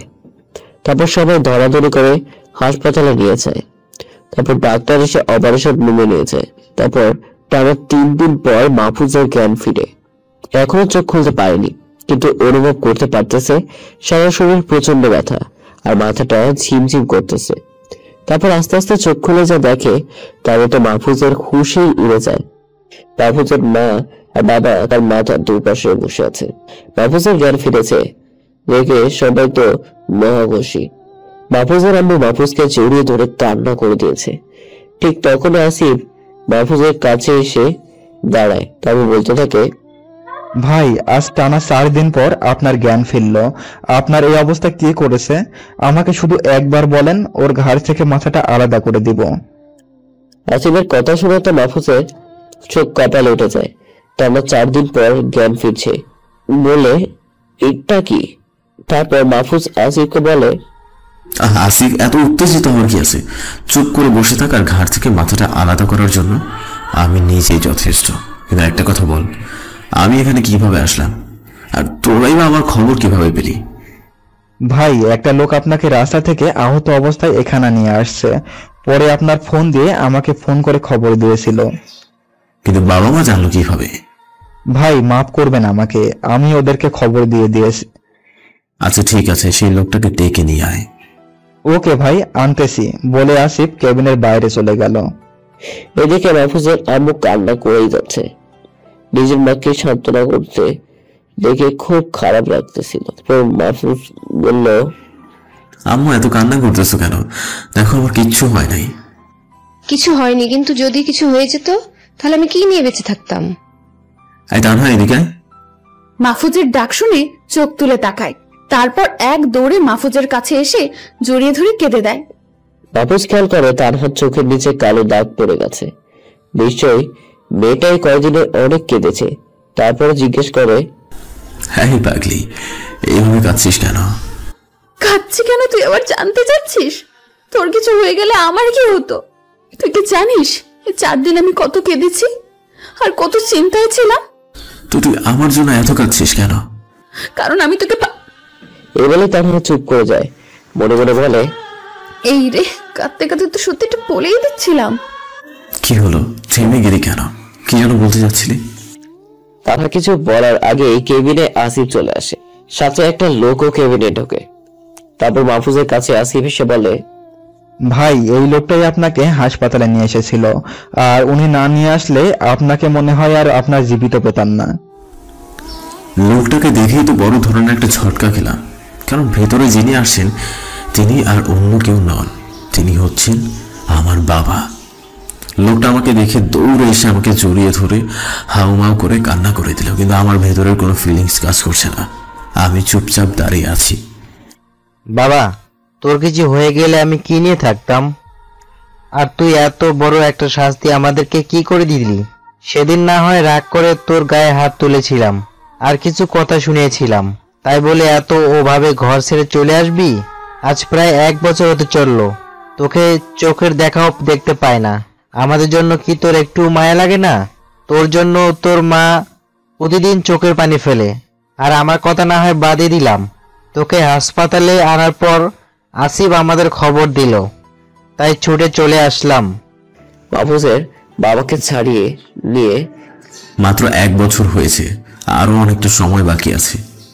প্লিজ মাহফুজ, আর রাগ করে থাকিস না, এবার ঘরে ফিরে চল আমাদের সাথে। না, সেটা কখনোই সম্ভব নয়। ঘরের সীমানা আমি সেদিনই যাবো যেদিন মানুষের মতো মানুষ হবো। আর সেদিন আমাকে যা বলেছিলে সেটা আমি এখনো ভুলিনি। ওই দিন আমাকে ঘর থেকে তাড়িয়ে দিয়েছিলে আর বলেছিলে আমার মতো কুলাঙ্গার সন্তান তোমার দরকার নাই, আমার মতো সন্তানের দুনিয়াতে বেঁচে থাকার কোনো অধিকার নাই, আমি মরে গেলেই ভালো। সেদিনের একটা কথা আমি ভুলিনি। তাই জেদ করে যেমন ঘর ছেড়েছি তেমন মানুষের মতো মানুষ হতে পারলেই ঘরে ফিরবো। আপনার আমাকে দেখা শেষ হয়েছে, আপনি এখন আসতে পারেন। প্লিজ এখান থেকে চলে যান। এই বলেই মাহফুজ তার বাবার থেকে মুখ ঘুরিয়ে নিল। তার বাবা চোখের জল ফেলতে বের হয়ে যাচ্ছিল। ঠিক তখনই মাহফুজের একটা কথা মনে পড়তেই ডাক্তার বাবাকে জানিয়েছিল। হ্যাঁ, যাওয়ার সময় একটা কথা শুনেছেন। মাহফুজের ডাকে আর বাবা পিছন ঘুরে তাকালো। মাহফুজ আবার বলতে লাগলো, শুনেন, আমি যেই পথেই ছিলাম, যেমনই ছিলাম না কেন, অনেক ভালো ছিলাম আর কখনো খারাপ পথে পা বাড়াইনি। আর আপনি এখন আমার জন্যই বেঁচে আছেন, এই কুলাঙ্গার ছেলেটার জন্য। এতটুকু বলার ছিল, এখন আপনি যেতে পারেন। তারপর মাহফুজের বাবা হসপিটাল থেকে চলে যায়। মাহফুজের মনটা অনেক খারাপ হয়ে যায়। কিছু সময় পর একটা নার্স কেবিনে এসে মাহফুজকে চেক আপ করে যায়। তারপর বলে যে সবাই বাসায় চলে যেতে পারে, আর বলে যে আসিফটাকে সবসময় খেয়াল রাখবে। কিন্তু মাহফুজের আম্মু কিছুতেই যেতে যাচ্ছিল না। তবুও মাহফুজ অনেক কষ্ট করে তার আম্মুকে বুঝিয়ে আসিফের সাথে বাসায় পাঠিয়ে দেয়। অন্যদিকে তানহার পরিবার বাসায় চলে গেলেও তানহা কিছুটা যেতে রাজি হয় না। সে পর্যন্ত সে মাহফুজের সাথেই থেকে যায়। মাহফুজ আর আপত্তি করে না, কারণ একটা গল্প করার মতো মানুষ থাকতে চাচ্ছে। সবাই চলে গেলে তানহা মাহফুজের কাছে এসে বসে, তারপর বলতে শুরু করে, কিরে, তোর মা বাবা এসেছে, তাতে তো তোর খুশি হওয়ার কথা, কিন্তু তুই তোর বাবাকে পাঠিয়ে দিলি, আবার মন খারাপ করে রয়েছিস। দেখ তানহা, আমি যেই পথে ছিলাম সেটা ভালো নয়, কিন্তু আমি এমন কোনো খারাপ কাজ করি নাই যেটাতে আমার বাবার মান সম্মান চলে যায়। আর আমার বাবাও আমার জন্য বেঁচে আছে, তাকে বাঁচানোর জন্য কত কি করেছি। আমার বাবার সাথে এক বিজনেসম্যানের খুব ঝামেলা হয়েছিল। সে সবসময় আমার বাবাকে হারানোর চেষ্টা করতো, কিন্তু পারতো না। তাই একদিন আমার বাবাকে মেরে ফেলার জন্য ফোন দিয়ে হাঁটে, কিন্তু কোনোভাবে আমি সেটা জেনে যাই। তারপর সেই বিজনেসম্যানের সমস্ত প্ল্যান আমার দলের সাথে নিয়ে ভেস্তে দিই, আর তাতে তাদের সাথে অনেক মারামারি হয়, যার কারণে তাদের কিছু লোক গুরুতর আহত হয়। কিন্তু আমার বাবা কিছু না জেনেই ভাবে যে আমি খুব খারাপ, তাই আমাকে কুলাঙ্গার বলে ঘর থেকে বের করে দেয়। আর তারপর আমি অনেক কষ্ট করে তোদের বাসায় উঠেছি। যেদিন মানুষের মতো মানুষ হব সেদিনই ঘরে ফিরব। ওকে, তুই যা ভালো মনে করিস তাই কর। তারপর তানহার সাথে অনেক সময় কথা বললাম। জানালা দিয়ে তাকিয়ে দেখলাম রাত হয়ে গেছে, ক্ষুধাটাও বেশ ভালোভাবে লেগেছে, তাই তানহাকে খাবার দিতে বললাম। তানহার সাথে সাথে খাবার আনতে চলে গেল। তারপরে আসিফ কেবিনে ঢুকলো, আমার কাছে এসে একটা চেয়ার নিয়ে বসলো। তারপর বলতে শুরু করলো, ভাই, আমি আপনার সাথে থাকতে চাই, আর যে আপনাকে মেরেছে তাকে আমি ছাড়বো না। আপনি ভালো থাকবেন, আর কোনো সমস্যা হলেই আমাকে জানাবেন। এই বলে কেবিন থেকে বের হয়ে যায়। কিছুক্ষণ পর তানহা খাবার নিয়ে কেবিনে আসে, তারপর নিজ হাতে আমাকে খাইয়ে দেয়। তখন তানহাকে নিজের বউ লাগছিল। আমি বলেই ফেললাম, তানহা, তোকে তো আমার একদম নিজের বউ মনে হচ্ছে, একেবারে সেভাবেই খাইয়ে দিচ্ছিস। তো নিজের বউ করে নিলেই তো হয়, প্রত্যেকদিন নিজ হাতে খাইয়ে দেব। তুই কি বলি আবার বল। আরে সিরিয়াস নিচ্ছিস কেন? আমি তো মজা করলাম মনে মনে। তোর বউ হলে তো ভালোই হতো। ও আচ্ছা, তাই বল। তারপর খাওয়া শেষ করে ঔষধ খেয়ে ঘুমিয়ে পড়লাম। তানহাও আমার সাথে শুয়ে পড়ল। সকালবেলা মুখের উপর কিছু একটা পড়াতে ঘুম ভেঙে গেল। তারপর চোখ খুলে দেখি তানহা আমার সামনে দাঁড়িয়ে আছে, আর ওর চুল থেকে ফোঁটা ফোঁটা পানি আমার মুখের উপর পড়ছে।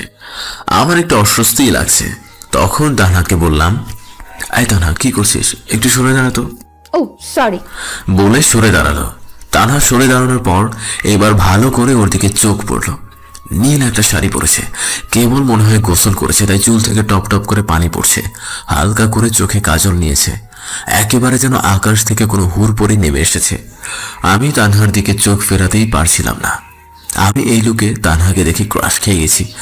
এক দৃষ্টিতে যে কতক্ষণ তাকিয়েছিলাম সেটা জানি না, তবে তানহার ডাকে বাস্তবে ফিরে এলাম।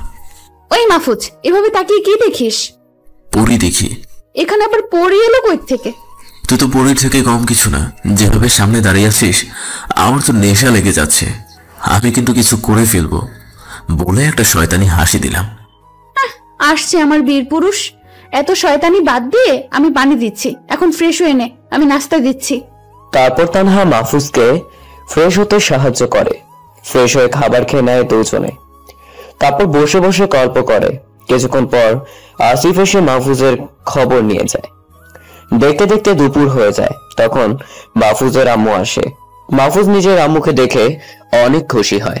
মাহফুজের আম্মু এসে মাহফুজের কাছে বসে। তারপর ছেলের মাথায় হাত বোলাতে বোলাতে বলে, বাবা তোর শরীরটা এখন কেমন আছে? এই তো আম্মু, এখন অনেক ভালো আছে, কিন্তু আমার আর এখানে থাকতে ইচ্ছে করে না। এই তো আর থাকা লাগবে না, ডাক্তার শুধু একবার রিলিজ করুক, তারপর তোকে নিয়ে চলে যাব।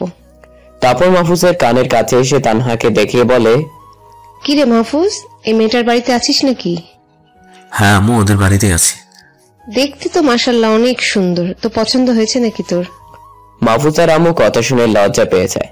হ্যাঁ আম্মু, অনেক পছন্দ হয়েছে, এমনকি তোমার বৌমা বানানোর জন্য পারফেক্ট। তুই যে ওকে পছন্দ করিস সেটা ওকে বলেছিস? না আম্মু, এখনো বলি নাই, তবে তানহা আমাকে অনেক ভালোবাসে, কিন্তু বলতে সাহস পাচ্ছে না। তো ওকে ভালোবাসি বলে দে আর বৌমা করে নিয়ে আয়। না না না মা, এখনো সময় হয় নাই, নিজেকে প্রতিষ্ঠিত করে তারপর ওকে বলবো। মা ছেলের অনেক রোমান্টিক কথাবার্তা চলছিল। একটু পর একজন ডাক্তার কেবিনে আসে। মাহফুজকে ডাক্তারকে দেখেই উঠে বসে পড়ে, কারণ এটা হলো রফিক আঙ্কেল, মাহফুজের আব্বুর বন্ধু। ডাক্তার এসে মাহফুজকে জিজ্ঞেস করে, কি মাহফুজ, এখন কেমন আছো? জি আঙ্কেল, অনেক ভালো আছি। আপনার শরীর কেমন আছে? আর বাসার সবাই? হ্যাঁ, সবাই অনেক ভালো আছি। এখন তোমাকে একটু চেক আপ করতে হবে, চুপ করে শুয়ে থাকো। তারপর মাহফুজ চুপ করে শুয়ে থাকে। কিছুক্ষণ চেক আপ করার পর ডাক্তার মুচকে একটা হাসি দিল। আরে মাহফুজ, তুমি তো একদম সুস্থ হয়ে গেছো, পরশুদিনই তুমি বাসায় চলে যেতে পারবে। ধন্যবাদ আঙ্কেল, আমারও এখানে আর থাকতে ভালো লাগছে না। আচ্ছা, তুমি তাহলে বিশ্রাম নাও, আমি এখন আসি বলে কেবিন থেকে বেরিয়ে গেল। তানহা এত সময় দূরে বসেছিল। মাহফুজের আম্মুকে তানহাকে ডাক দিল। তারপর তানহা মাহফুজের এসে বসলো। মাহফুজের আম্মু তো তানহাকে খুব পছন্দ হয়েছে, কারণ এই কয়েকদিনে তানহার সাথে বেশ ভাব জমে গেছে। তানহা, মা কেমন আছো তুমি? হ্যাঁ আন্টি, অনেক ভালো আছি। তুমি কেমন আছো? আমিও খুব ভালো আছি। তোমার পরিবারের সবাই কেমন আছে? হ্যাঁ আন্টি, সবাই অনেক ভালো আছে। তারপর দুজন মিলে আরো অনেক সময় ধরে গল্প করে। পরে দুপুরের দিকে মাহফুজের আম্মু বাসায় চলে যায়। দেখতে দেখতে দুদিন কেটে যায়। এই কয়দিনে তানহার সাথে মাহফুজ আরো ফ্রি হয়ে যায়। বলতে গেলে দুজন দুজনকে ভালোবেসে ফেলেছে, কিন্তু কেউ কাউকে বলতে পারছে না। আজ সকালে ডাক্তার এসে মাহফুজকে রিলিজ করে দেয়। আসিফ তানহা আর মাহফুজকে তানহাদের বাসায় পৌঁছে দেয়। দরজায় কলিং বেল দিতেই তানহার আম্মু এসে দরজা খুলে দেয়। মাহফুজকে দেখে ব্যস্ত হয়ে পড়ে। আন্টির এমন অবস্থা এবং ব্যস্ততা দেখে মাহফুজ বলে, আন্টি অত ব্যস্ত হওয়া লাগবে না, আমি কি এই বাড়িতে প্রথম আসলাম নাকি? না, তবুও তুমি অনেক অসুস্থ, তাই আর কি। না আন্টি, আমি একদম সুস্থ আছি, আপনি শান্ত হন বলে রুমে চলে আসলাম। মাহফুজের সাথে তানহাও রুমে গেল। পরে মাহফুজের সমস্ত কিছু ঠিকঠাক করে দিয়ে নিচে চলে যায়। মাহফুজ বিছানায় শুয়ে বিশ্রাম নেয়। আস্তে আস্তে সময় গড়িয়ে সকাল হয়ে যায়। মাহফুজের সকালবেলা তানহার ডাকে ঘুম ভাঙে। পরে উঠে ফ্রেশ হয়ে নেয়। তারপর ড্রেস চেঞ্জ করে নিচে খেতে চলে যায়। খাওয়া শেষ করে দুজনে কলেজের উদ্দেশ্যে বেরিয়ে পড়ে। কিছুক্ষণ পর তারা কলেজে পৌঁছায়। কলেজ গেট দিয়ে ঢুকে সোজাসুজি মাঠে চলে যায়। গিয়ে দেখে তাহসিন একা একা বসে আছে। তারপর দুজন মিলে তাহসিনের কাছে যায়। মাহফুজকে পেয়ে তাহসিন জড়িয়ে ধরে। পরে সবাই মিলে আড্ডা দিতে থাকে। কিন্তু মাহফুজ একটা বিষয় লক্ষ্য করছে যে আজকে জনিকে কলেজে দেখা যাচ্ছে না। প্রত্যেক দিনই তো ওর বন্ধুদের সাথে আড্ডা দেয়, কিন্তু আজকে কি হলো ওর? এইসব ভাবতেছিল বসে বসে, হঠাৎ তানহার ডাকে মাহফুজের হুঁশ ফিরে। ওই মাহফুজ, ক্লাসে চল, সময় হয়ে গেছে তো ক্লাসের। হ্যাঁ চল। তারপর সবাই মিলে ক্লাসের দিকে রওনা যায়। পরীক্ষার আর বেশি দিন নাই, তাই মাহফুজ স্যারের কথায় পুরোপুরি মনোযোগ দেয়। স্যার কিছু নোট দেয় পরীক্ষার জন্য, সেগুলো সবাই মিলে কালেক্ট করে নেয়। কয়েকটা ক্লাস করে সবাই বাইরে বেরিয়ে আসে। তারপর কিছুক্ষণ আড্ডা দিয়ে সবাই বাসার উদ্দেশ্যে উঠে যায়। তাসিনকে বিদায় দিয়ে তানহার মাহফুজ কলেজের সীমানা পার হতেই একটা কালো কালারের গাড়ি তাদের সামনে এসে দাঁড়ায়। তারপর গাড়ির ভিতর থেকে আসিফ নেমে আসে, মাহফুজের সামনে গিয়ে দাঁড়ায়। ভাই গাড়িতে ওঠেন, একটু গোডাউনে চলেন। কেন, এখন গোডাউনে কি করব? ভাই প্লিজ চলেন, আপনাকে একটা জিনিস দেখাবো। ভাই না করেন না। আসিফের রিকোয়েস্ট আর ফেলতে পারলাম না।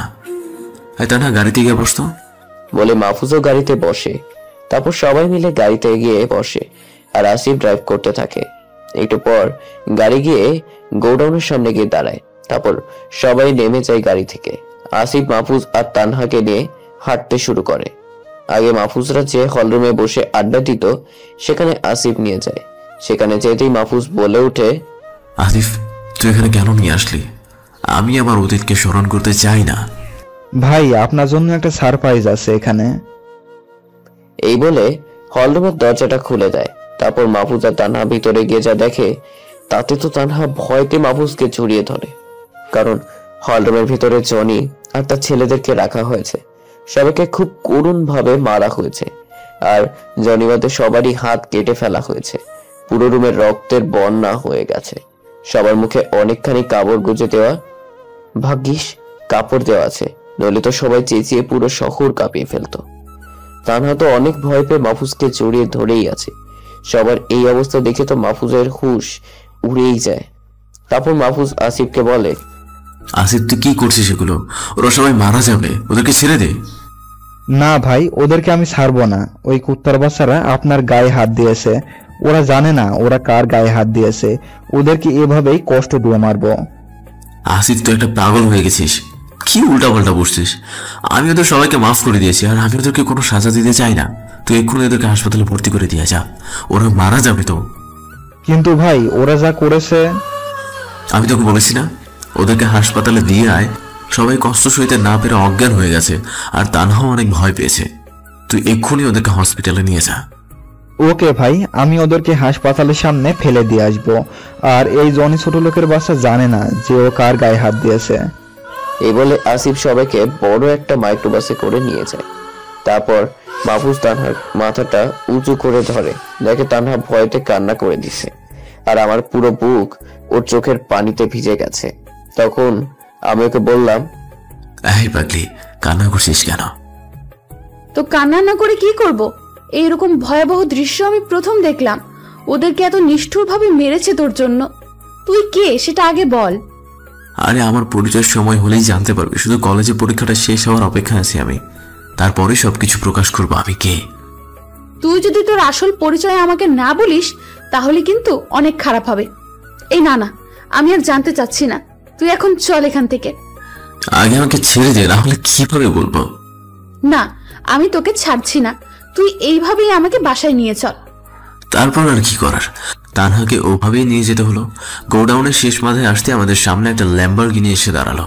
তার দরজা অটোমেটিক ভাবেই খুলে গেল। তারপর তানহাকে নিয়ে গাড়িতে উঠে বসলাম। তানহা এখনো আমাকে জড়িয়ে ধরেই রাখছে। আপ তো কি সেরকম ফিল হচ্ছে। তারপর গাড়িটা চলতে লাগলো। একটু পর তানহাদের বাসের সামনে গাড়ি এসে দাঁড়ালো। দুজনে নেমে যেতেই গাড়িটা চলে গেল। এই তানহা, তানহা তোর আবার কি হলো? সে কখন থেকে রেখে চলেছি। মাহফুজের ধাক্কাতে তানহার ঘোর কাটে। হঠাৎ ধাক্কা দেওয়াতে তানহা ভয় পেয়ে যায়। হ্যাঁ, এই তো আমি আছি, কি হয়েছে বল। সে কখন থেকে তোকে ডেকে ডেকেই চলেছি, কোনো সারা শব্দ নাই।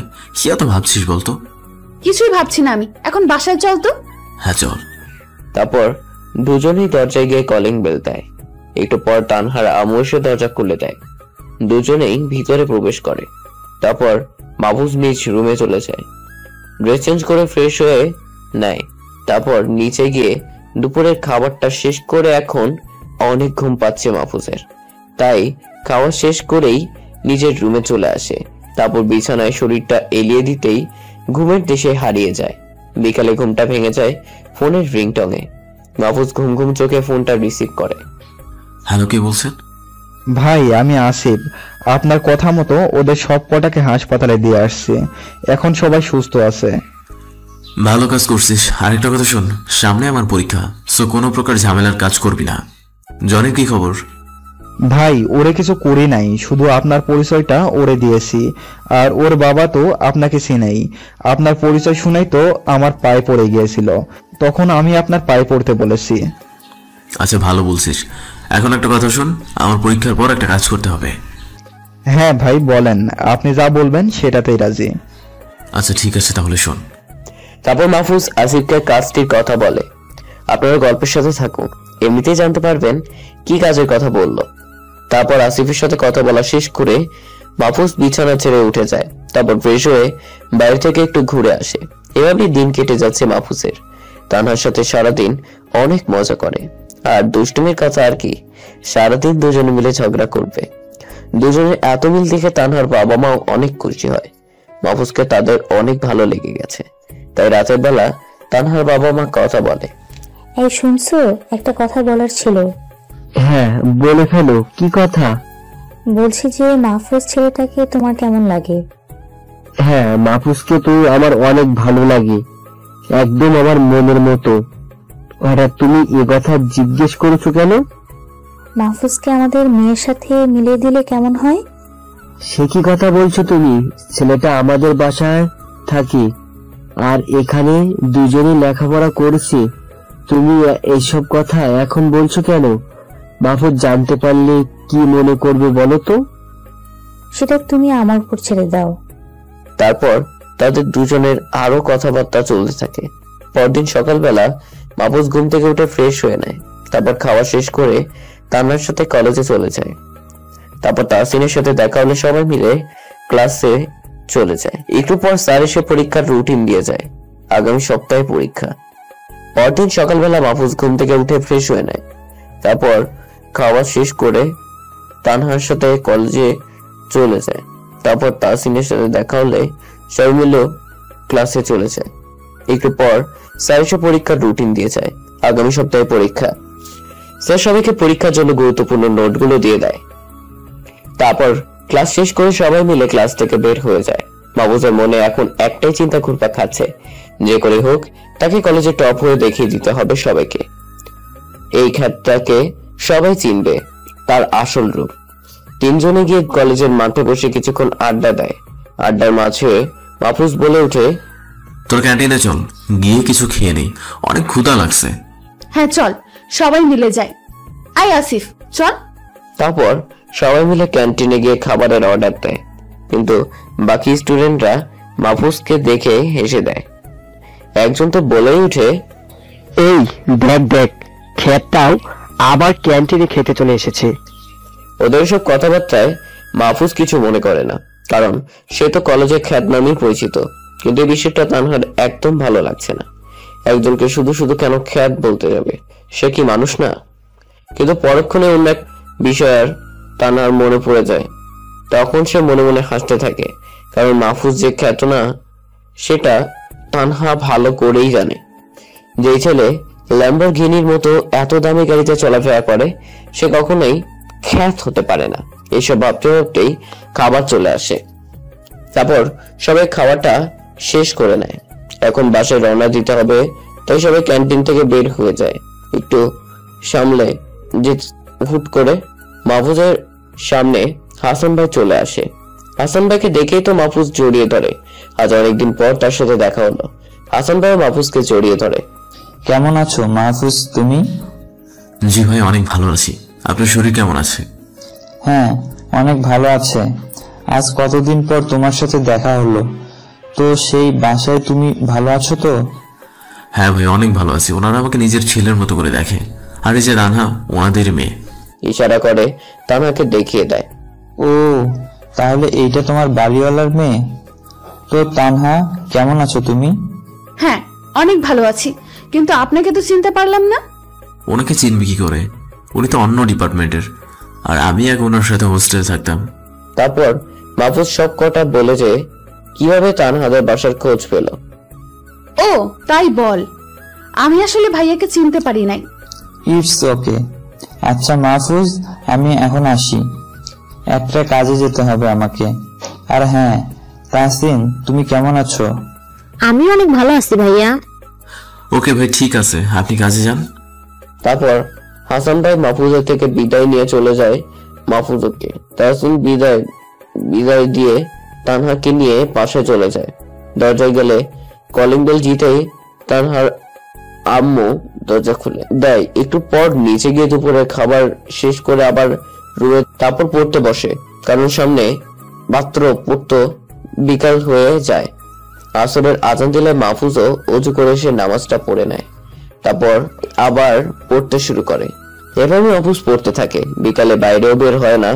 তানহাকে আর তাহসিনকে বলে দিয়েছে যে এই কয়েকদিন কলেজে যাবে না, একবারে পরীক্ষার দিন গিয়ে পরীক্ষা দিয়ে আসবে শুধু। মাহফুজ কলেজে যাবে না তাই বলে দেয়। সবাই মিলে পরীক্ষার পড়া কমপ্লিট করতে থাকে। এভাবেই দেখতে দেখতে পরীক্ষার দিন যায় প্রায় চলে আসে। আর মাত্র 2 দিন আছে পরীক্ষার। মাহফুজ আর তানহা রাতে পড়তে থাকে। অপরদিকে তানহার বাবা মা রাতে দুজন বসে গল্প করতে করতে তাদের গল্পের বিষয়বস্তু সবসময় হলো তানহা আর মাহফুজকে নিয়ে। আজও তার ব্যতিক্রম নাই। তানহার আম্মু তার স্বামীকে বলে উঠে, এই শোনো, মাহফুজকে এখন এই বিয়ের ব্যাপারে কিছু বলবো না, কারণ দুজনেরই পরীক্ষা চলে আসছে। এখন যদি এসব বিষয়ে কথা বলি তাহলে তাদের সমস্ত প্রস্তুতি শেষ হয়ে যাবে। হ্যাঁ, তুমি ঠিকই বলেছো। এই মুহূর্তে এসব বিষয়ে কথা বলা যুক্তিযুক্ত হবে না। তার চেয়ে বরং ওদের পরীক্ষা শেষ হয়ে যাক, তারপর বলবো। হ্যাঁ, এইটা তুমি খারাপ বলো নাই, এতে দুজনেরই ভালো হবে। হ্যাঁ, তুমি ঠিকই বলছো। আচ্ছা, এখন দুজনকে ডেকে আনো, রাতের খাবার খেতে আসো। হ্যাঁ যাই, গিয়ে ডেকে আনি। উঠে বলেই তানহার আম্মু দুজনকে ডাকতে গেল। একটু পর দুজনকেই বিয়ে নিয়ে আসলো। এভাবে দিন গড়িয়ে 2টা দিন কেটে গেল। আজ পরীক্ষার প্রথম দিন। সকাল থেকেই মাহফুজ সমস্ত শেষ করে ফেলেছে। তারপর গোসলটা ড্রেস চেঞ্জ করে নিচে আস। উফ আন্টি, তোমার রান্নার জবাব নাই। তোমার দিয়ে তো একটা হোটেল খুলবো ভাবতেছি। হ্যাঁ হয়েছে, খেতে থাকো, এত পাম দেওয়া লাগবে না। না আন্টি, একদম সত্যি বলছি, তোমার রান্নাটা অসাধারণ হয়। হ্যাঁ হয়েছে, এখন খেয়ে পরীক্ষাতে যাও। এই খাওয়া শেষ। তবে মাহফুজ আর তানহা পরীক্ষা দিতে কলেজে চলে যায়। কলেজে গিয়ে তাহসিনের সাথে দেখা হলে সবাই মিলে পরীক্ষার রুমে চলে যায়। তারপর পরীক্ষা শুরু হলে মাহফুজের সামনে একজন টিচার প্রশ্নপত্র দিয়ে যায়। মাহফুজ তাকিয়ে দেখে সবটাই কমন এসেছে। এটা অনেক খুশি। পরীক্ষা শেষ করে বেরিয়ে যায়। এভাবে আস্তে আস্তে সব পরীক্ষা শেষ হয়ে যায়। শেষ পরীক্ষার দিন একজন স্যার এসে বলে যায় যে রেজাল্ট কবে দিবে। তারপর সবাই মিলে রেজাল্টের দিনের জন্য অপেক্ষা করতে থাকে। রেজাল্টের আগের কয়েকদিনে সাময়িক কলেজ খোলা হয়, তাই সবাই মিলে কলেজে চলে যায়। মাহফুজ আর তানহা কলেজে গিয়ে তাহসিনের সাথে আড্ডা দিতে থাকে। হঠাৎ করে তাহসিন যা বলে তা শুনে তো মাহফুজের বুকটা ধক করে ওঠে। জানিস মাহফুজ, আমাদের কলেজের রেজাল্টের দিন কে আসবে? কে? এই দেশের সব থেকে টপ বিজনেসম্যান আমজাদ সাহেব। আর তিনি প্রথম, দ্বিতীয়, তৃতীয়দের হাতে নিজ হাতে পুরস্কার তুলে দেবেন। তাহসিনের এই করে শুনে মাহফুজের বুকটা ধক ধক করে ওঠে। কারণ আমজাদ সাহেব আর কেউ নন, মাহফুজের জন্মদাতা পিতা, যে মাহফুজকে কুলাঙ্গার বলে বাসা থেকে বের করে দিয়েছিল। কে? এরপর মাহফুজ বলে, তাহসিন কি বলছিস তুই? আমজাদ সাহেব আসবে মানে? হ্যাঁ, আমজাদ সাহেবই তো আসবে। কলেজের সবাই জানে, শুধু তুই আর তানহা জানিস না। আমার যে কি আনন্দ হচ্ছে তোকে কি বলবো। দেশের একমাত্র টপ বিজনেসম্যানকে চোখের সামনে থেকে দেখবো, উফ, ভাবতে যে কেমন লাগে। এদিকে মাহফুজের তো কিছুতেই ভালো লাগছে না। যদিও তার বাবা মাহফুজকে অনেক ভালোবাসে, তবুও সেই দিনকার কথা মাহফুজের মন থেকে যায় না। যেদিন তার বাবা তাকে ঘর থেকে বের করে দেওয়ার সময় যা বলেছিল, এখনো সেই কথাগুলো কানের ভেতর বাজে, কিন্তু কিচ্ছু করার নাই। আমি বাবার সামনে না গেলে হয়। মাহফুজ এসব কথা ভাবছে, আর তখনই তানহা বলে ওঠে, আই মাহফুজ, কি এত ভাবছিস? অনেক সময়ই তো হলো, বাসায় যেতে হবে। ও হ্যাঁ, বাসায় যেতে হবে। আচ্ছা চল, আগে একটা হোটেলে গিয়ে কিছু খেয়ে নেই, তারপর বাসায় চলে যাব। যেতে হবে, ওকে চল। তারপর সবাই মিলে কলেজ থেকে বের হয়ে একটা হোটেলে ঢুকে সবাই নিজেদের মতো অর্ডার করে, তারপর খেয়ে বাসায় চলে যায়। এভাবেই সবার দিন কাটতে থাকে। তিনজনে প্রায় প্রত্যেক দিন আড্ডা দেওয়া হয়। হাসি খুশি ভাবে দিন কেটে গিয়ে অবশেষে রেজাল্টের দিন এসে উপস্থিত হয়। সবাই তো খুব উৎসুক হয়ে আছে, কারণ আজকে সবার রেজাল্ট দেবে। কার রেজাল্ট কেমন হবে কেউ জানে না। আর সব থেকে বড় বিষয় হচ্ছে আজকে কলেজের দেশের টপ বিজনেসম্যান আমজাদ সাহেব আসবে। সবাই তাকে কাছ থেকে দেখার জন্য আরো আবেগী হয়ে আছে। মাহফুজ সকাল সকাল ঘুম থেকে উঠে যায়। তারপর তানহাকে ঘুম থেকে উঠিয়ে ফ্রেশ হতে চলে যায়। ফ্রেশ হয়ে বেরিয়ে তানহার কিনে দেওয়া শার্ট আর প্যান্টটা পরে নেয়। তারপর নিচে গিয়ে সকালের খাবারটা সেরে নেয়। এতক্ষণ মাহফুজ তানহার দিকে লক্ষ্য করে নাই। হঠাৎ করে তানহার দিকে চোখ পড়তেই মাহফুজের চোখ দুটো ছানা বড়া হয়ে যায়, কারণ তানহা আজ খুব সুন্দর করে সেজেছে, একদম রাজ রানীর মতো লাগছে। মাহফুজ যেন ওর থেকে চোখই ফেরাতে পারছে না, এক দৃষ্টিতে তাকিয়ে আছে। আজকে মাহফুজ তানহাকে দেখে আবারও ক্রাশ খেলো। তানহা মাহফুজের দিকে তাকিয়ে দেখে মাহফুজ ওর দিকে এক দৃষ্টিতে তাকিয়ে আছে। এটা দেখে তানহা অনেকটা লজ্জা পেয়ে যায়। তারপর মাহফুজকে বলে, কি রে, তুই এমন ভাবে তাকিয়ে কি দেখিস? আমার কিন্তু এখন অনেক লজ্জা লাগছে। পরি দেখি পরি। তুই এখানে কোন পরীকে দেখতে পাচ্ছিস? আমি তো এখানে কোনো পরী দেখি না। তুই তো পরির থেকে কম কিছু না, যে কোনো ছেলেই তোর প্রেমে পড়ে যাবে। আমি তো এখন তোর প্রেমে পড়ে গেলাম। কথাটা বলেই মাহফুজ মুচকে একটা হাসি দেয়। তানহাও হেসে দেয়, কিন্তু মনে মনে বলে, তানহা তুই তো জানিস না যে আজ তোর জন্য কি সারপ্রাইজ অপেক্ষা করছে। আয় মাহফুজ, আমাদের তো দেরি হয়ে যাচ্ছে, তাড়াতাড়ি চল। হ্যাঁ চল চল। তারপর দুজনেই কলেজের উদ্দেশ্যে বেরিয়ে পড়ে। একটা রিক্সা নেয় তাড়াতাড়ি যাওয়ার জন্য। পরে দুজনে কলেজের সামনে চলে আসে। তারপর ভাড়া মিটিয়ে রিক্সা থেকে নেমে যায়। কলেজের ভিতরে গিয়ে দেখে বিশাল বড় আয়োজন করছে। পুরো কলেজটাকে চেনাই যাচ্ছে না। মাহফুজ তাহসিনকে ফোন দেয়। তাহসিন কই তুই? হ্যাঁ, আমি তো চেয়ারে বসে আছি। ওয়েট কর, আমি তোদেরকে দেখতে পেয়েছি, আসতেছি, একটু দেরি। ওকে ঠিক আছে। মাহফুজ ফোন কেটে দিয়ে দাঁড়িয়ে থাকে। কিছুক্ষণ পর তাহসিন ওদের কাছে চলে আসে। তারপর বলে, দোস্ত চল, ওইখানে চেয়ার ফাঁকা আছে, বসে যাই। ওকে। তারপর সবাই মিলে পাশাপাশি তিনটা চেয়ারে বসে। বেশি স্টুডেন্ট আসেনি এখনো। ভিন্ন স্যারেরা শিক্ষামূলক কিছু কথা বলছে। আসল আয়োজন শুরু হবে আমজাদ সাহেব আসলে। এদিকে মাহফুজ মাথা নিচু করে বসে আছে, কারণ তার মতো খ্যাত তো আর একটাও নেই। কিছু সময় যাওয়ার পর সব স্টুডেন্টরা চলে আসলো। পুরো কলেজ এখন স্টুডেন্ট দিয়ে ভরপুর। ঠিক সেই সময় প্রিন্সিপাল স্যার মঞ্চে এসে মাউথটা হাতে নিলেন। তারপর বলতে শুরু করলেন, প্রিয় শিক্ষার্থীরা, আজ একটা বিশেষ দিন তোমাদের জন্য। কে ভালো রেজাল্ট করবে আর কে খারাপ করবে সবাই জানার জন্য অধীর আগ্রহ নিয়ে বসে আছো। কিন্তু তোমরা একটা বিষয় জানো যে আমাদের কলেজের দেশের টপ বিজনেসম্যান আমজাদ সাহেব আসতে চলেছেন। এই নিয়ে আমরা খুবই খুশি আর খুবই এক্সাইটেড। আর সবচেয়ে খুশির কথা হলো তিনি প্রথম, দ্বিতীয় এবং তৃতীয়দের হাতে নিজ হাতে পুরস্কার তুলে দেবেন। বেশি সময় দেরি নয়, তিনি খুব অল্প সময়ের মধ্যে আমাদের মাঝে এসে হাজির হবেন। এই বলে স্যার মঞ্চ থেকে নেমে গেলেন। সবাই ফ্রেন্ডের সাথে গল্প করছে আর মাহফুজ মাথা নিচু করে বসে আছে। কিছুক্ষণ পর কোনো কিছু শব্দ পেয়ে মাহফুজ কলেজ গেটের দিকে তাকালো। দেখলো তার কিছু পরিচিত গাড়ি কলেজ গেট দিয়ে ঢুকছে। মাহফুজ বুঝে গেল যে এটা কার গাড়ি। গাড়িগুলো গেট দিয়ে ঢুকতেই সমস্ত শিক্ষকরা ফুল হাতে নিয়ে চলে গেলেন। কলেজের এক পাশে থামলো। তারপর গাড়ি থেকে আমজাদ সাহেব নামলেন। শিক্ষকরা সবাই তাকে ফুল দিয়ে অভিবাদন জানালো। তারপর শিক্ষকরা তাকে নিয়ে মঞ্চে এসে বসলেন। পুরো কলেজ গম গম করছে আমজাদ সাহেবকে দেখার জন্য। সবাই জীবনে প্রথমবার তাকে দেখলো। তারপর প্রিন্সিপাল স্যার হাতে মাউথ নিয়ে বলতে শুরু করলেন, আজ এখন আমাদের একটা গুরুত্বপূর্ণ মোমেন্ট অনুষ্ঠিত হচ্ছে, কারণ প্রধান অতিথি এসে গেছেন। এখন তোমাদের কিছু শিক্ষকরা কিছু কথা বলবেন, তারপর আমি তোমাদের রেজাল্ট ঘোষণা করব। এই বলে তিনি মাউথ রেখে দিলেন। তারপর কিছু শিক্ষকরা নীতি কথা বললেন, যা অনেক গুরুত্বপূর্ণ ছিল জীবন গঠনের জন্য। কথা বলা শেষ হলে প্রিন্সিপাল আবার মাউথ হাতে তুলে নিলেন। প্রিয় শিক্ষার্থীরা, এখন আমি তোমাদের রেজাল্ট ঘোষণা করছি, সবাই মনোযোগ দিয়ে শোনো। আমি শেষ থেকে বলছি, এই পরীক্ষায় তৃতীয় স্থান অধিকার করেছে এরশাদ জাহান তানহা। আমি তাকে মঞ্চে আসতে আহ্বান জানাচ্ছি। তারপর তানহা মঞ্চে গিয়ে আমজাদ সাহেব থেকে পুরস্কার নিয়ে আসলো। আবার বলতে শুরু করলো, এই পরীক্ষায় দ্বিতীয় হয়েছে মেহেদি হাসান জনি। আমি তাকে মঞ্চে ডেকে নিচ্ছি। সবাই অনেক অবাক হলো, কারণ তাহসিন সবার টপে থাকে, কিন্তু এখন দ্বিতীয় হলো। তারপর সে গিয়েও পুরস্কার নিয়ে আসলো। তারপর স্যার আবার বলতে লাগলো, এখন আমি ঘোষণা করব যে প্রথম স্থান অধিকার করেছে তার নাম। সে হচ্ছে আমাদের কলেজের গর্ব। প্রথম স্থান অধিকার করেছে হলো ইসলাম মাহফুজ। আমি মাহফুজকে মঞ্চে আসার জন্য অনুরোধ করছি বিশেষভাবে। এই কথাটা বলার সাথে সাথে পুরো কলেজ তো থ হয়ে গেছে, কেউ যেন কথাটা নিতেই পারছে না। যেই ছেলেকে খ্যাত ছাড়া এই কলেজে কেউ, সে কিনা টপ রেজাল্ট করলো।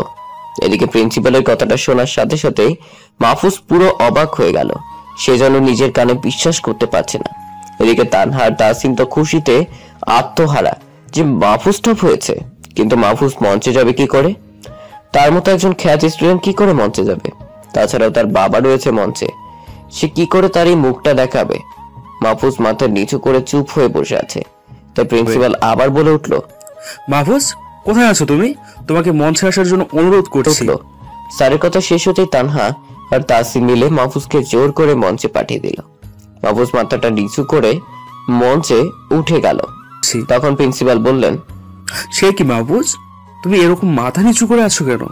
তুমি আমাদের কলেজের গর্ব, আর তুমি যদি এভাবে মাথা নিচু করে থাকো তাহলে সেটা মোটেও ভালো দেখায় না। তোমাকে মাথা উঁচু করতে বলছি মাহফুজ। তখন আর মাহফুজ কি করবে? স্যারের কথাটা না শুনলে যে স্যারকে অপমান করা হবে, তাই কোনো উপায় না পেয়ে মাহফুজ মাথাটা উঁচু করলো। আর তখনই প্রধান অতিথি মাহফুজকে দেখতে পেয়ে জড়িয়ে ধরে কেঁদে দিল। সবাই তো অবাকের শেষ সীমানায় পৌঁছে গেছে। এত বড় একজন ব্যবসায়ী, সে কিনা এরকম একটা খ্যাতকে জড়িয়ে ধরলো। এদিকে স্যাররাও অবাক হয়ে গেছে, কেউ কিছুই বুঝতে পারছে না। এদিকে আমজাদ সাহেব ছেলেকে জড়িয়ে ধরে কেঁদেই চলেছে। মাহফুজ আর নিজেকে সামলে রাখতে পারলো না, চোখ থেকে বৃষ্টির ফোঁটা গুলো পড়তে লাগলো।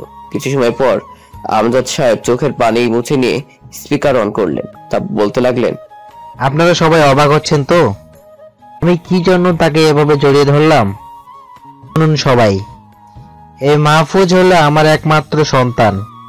বিষয় নিয়ে ভুল বোঝাবুঝির জন্য আমাদের থেকে অনেকদিন আলাদা ছিল। আমি জানতাম না যে আমার ছেলে এই কলেজে পড়ে।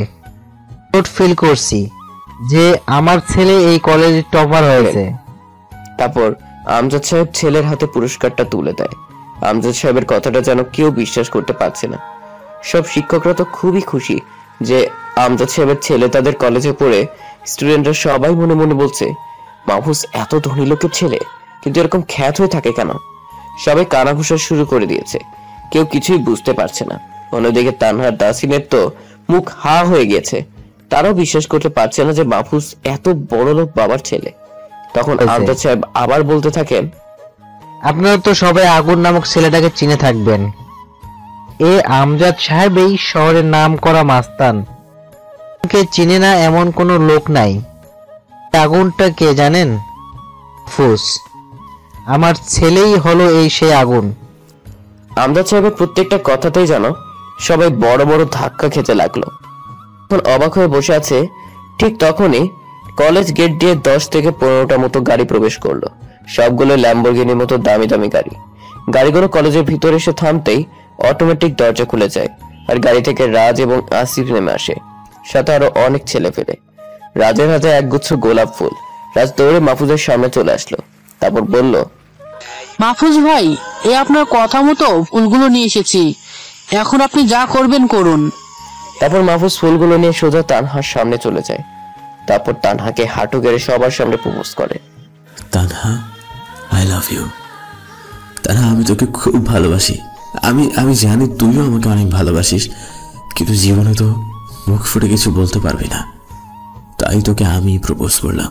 তুই তো আমার পরিচয় জানতে চাইছিলি, তাই তোর সাথে সবাইকে জানিয়ে দিলাম। এখন বল, তুই আমাকে ভালোবাসিস কিনা? তানহার তো খুশিতে মুখ থেকে কোনো কথাই বের হচ্ছে না।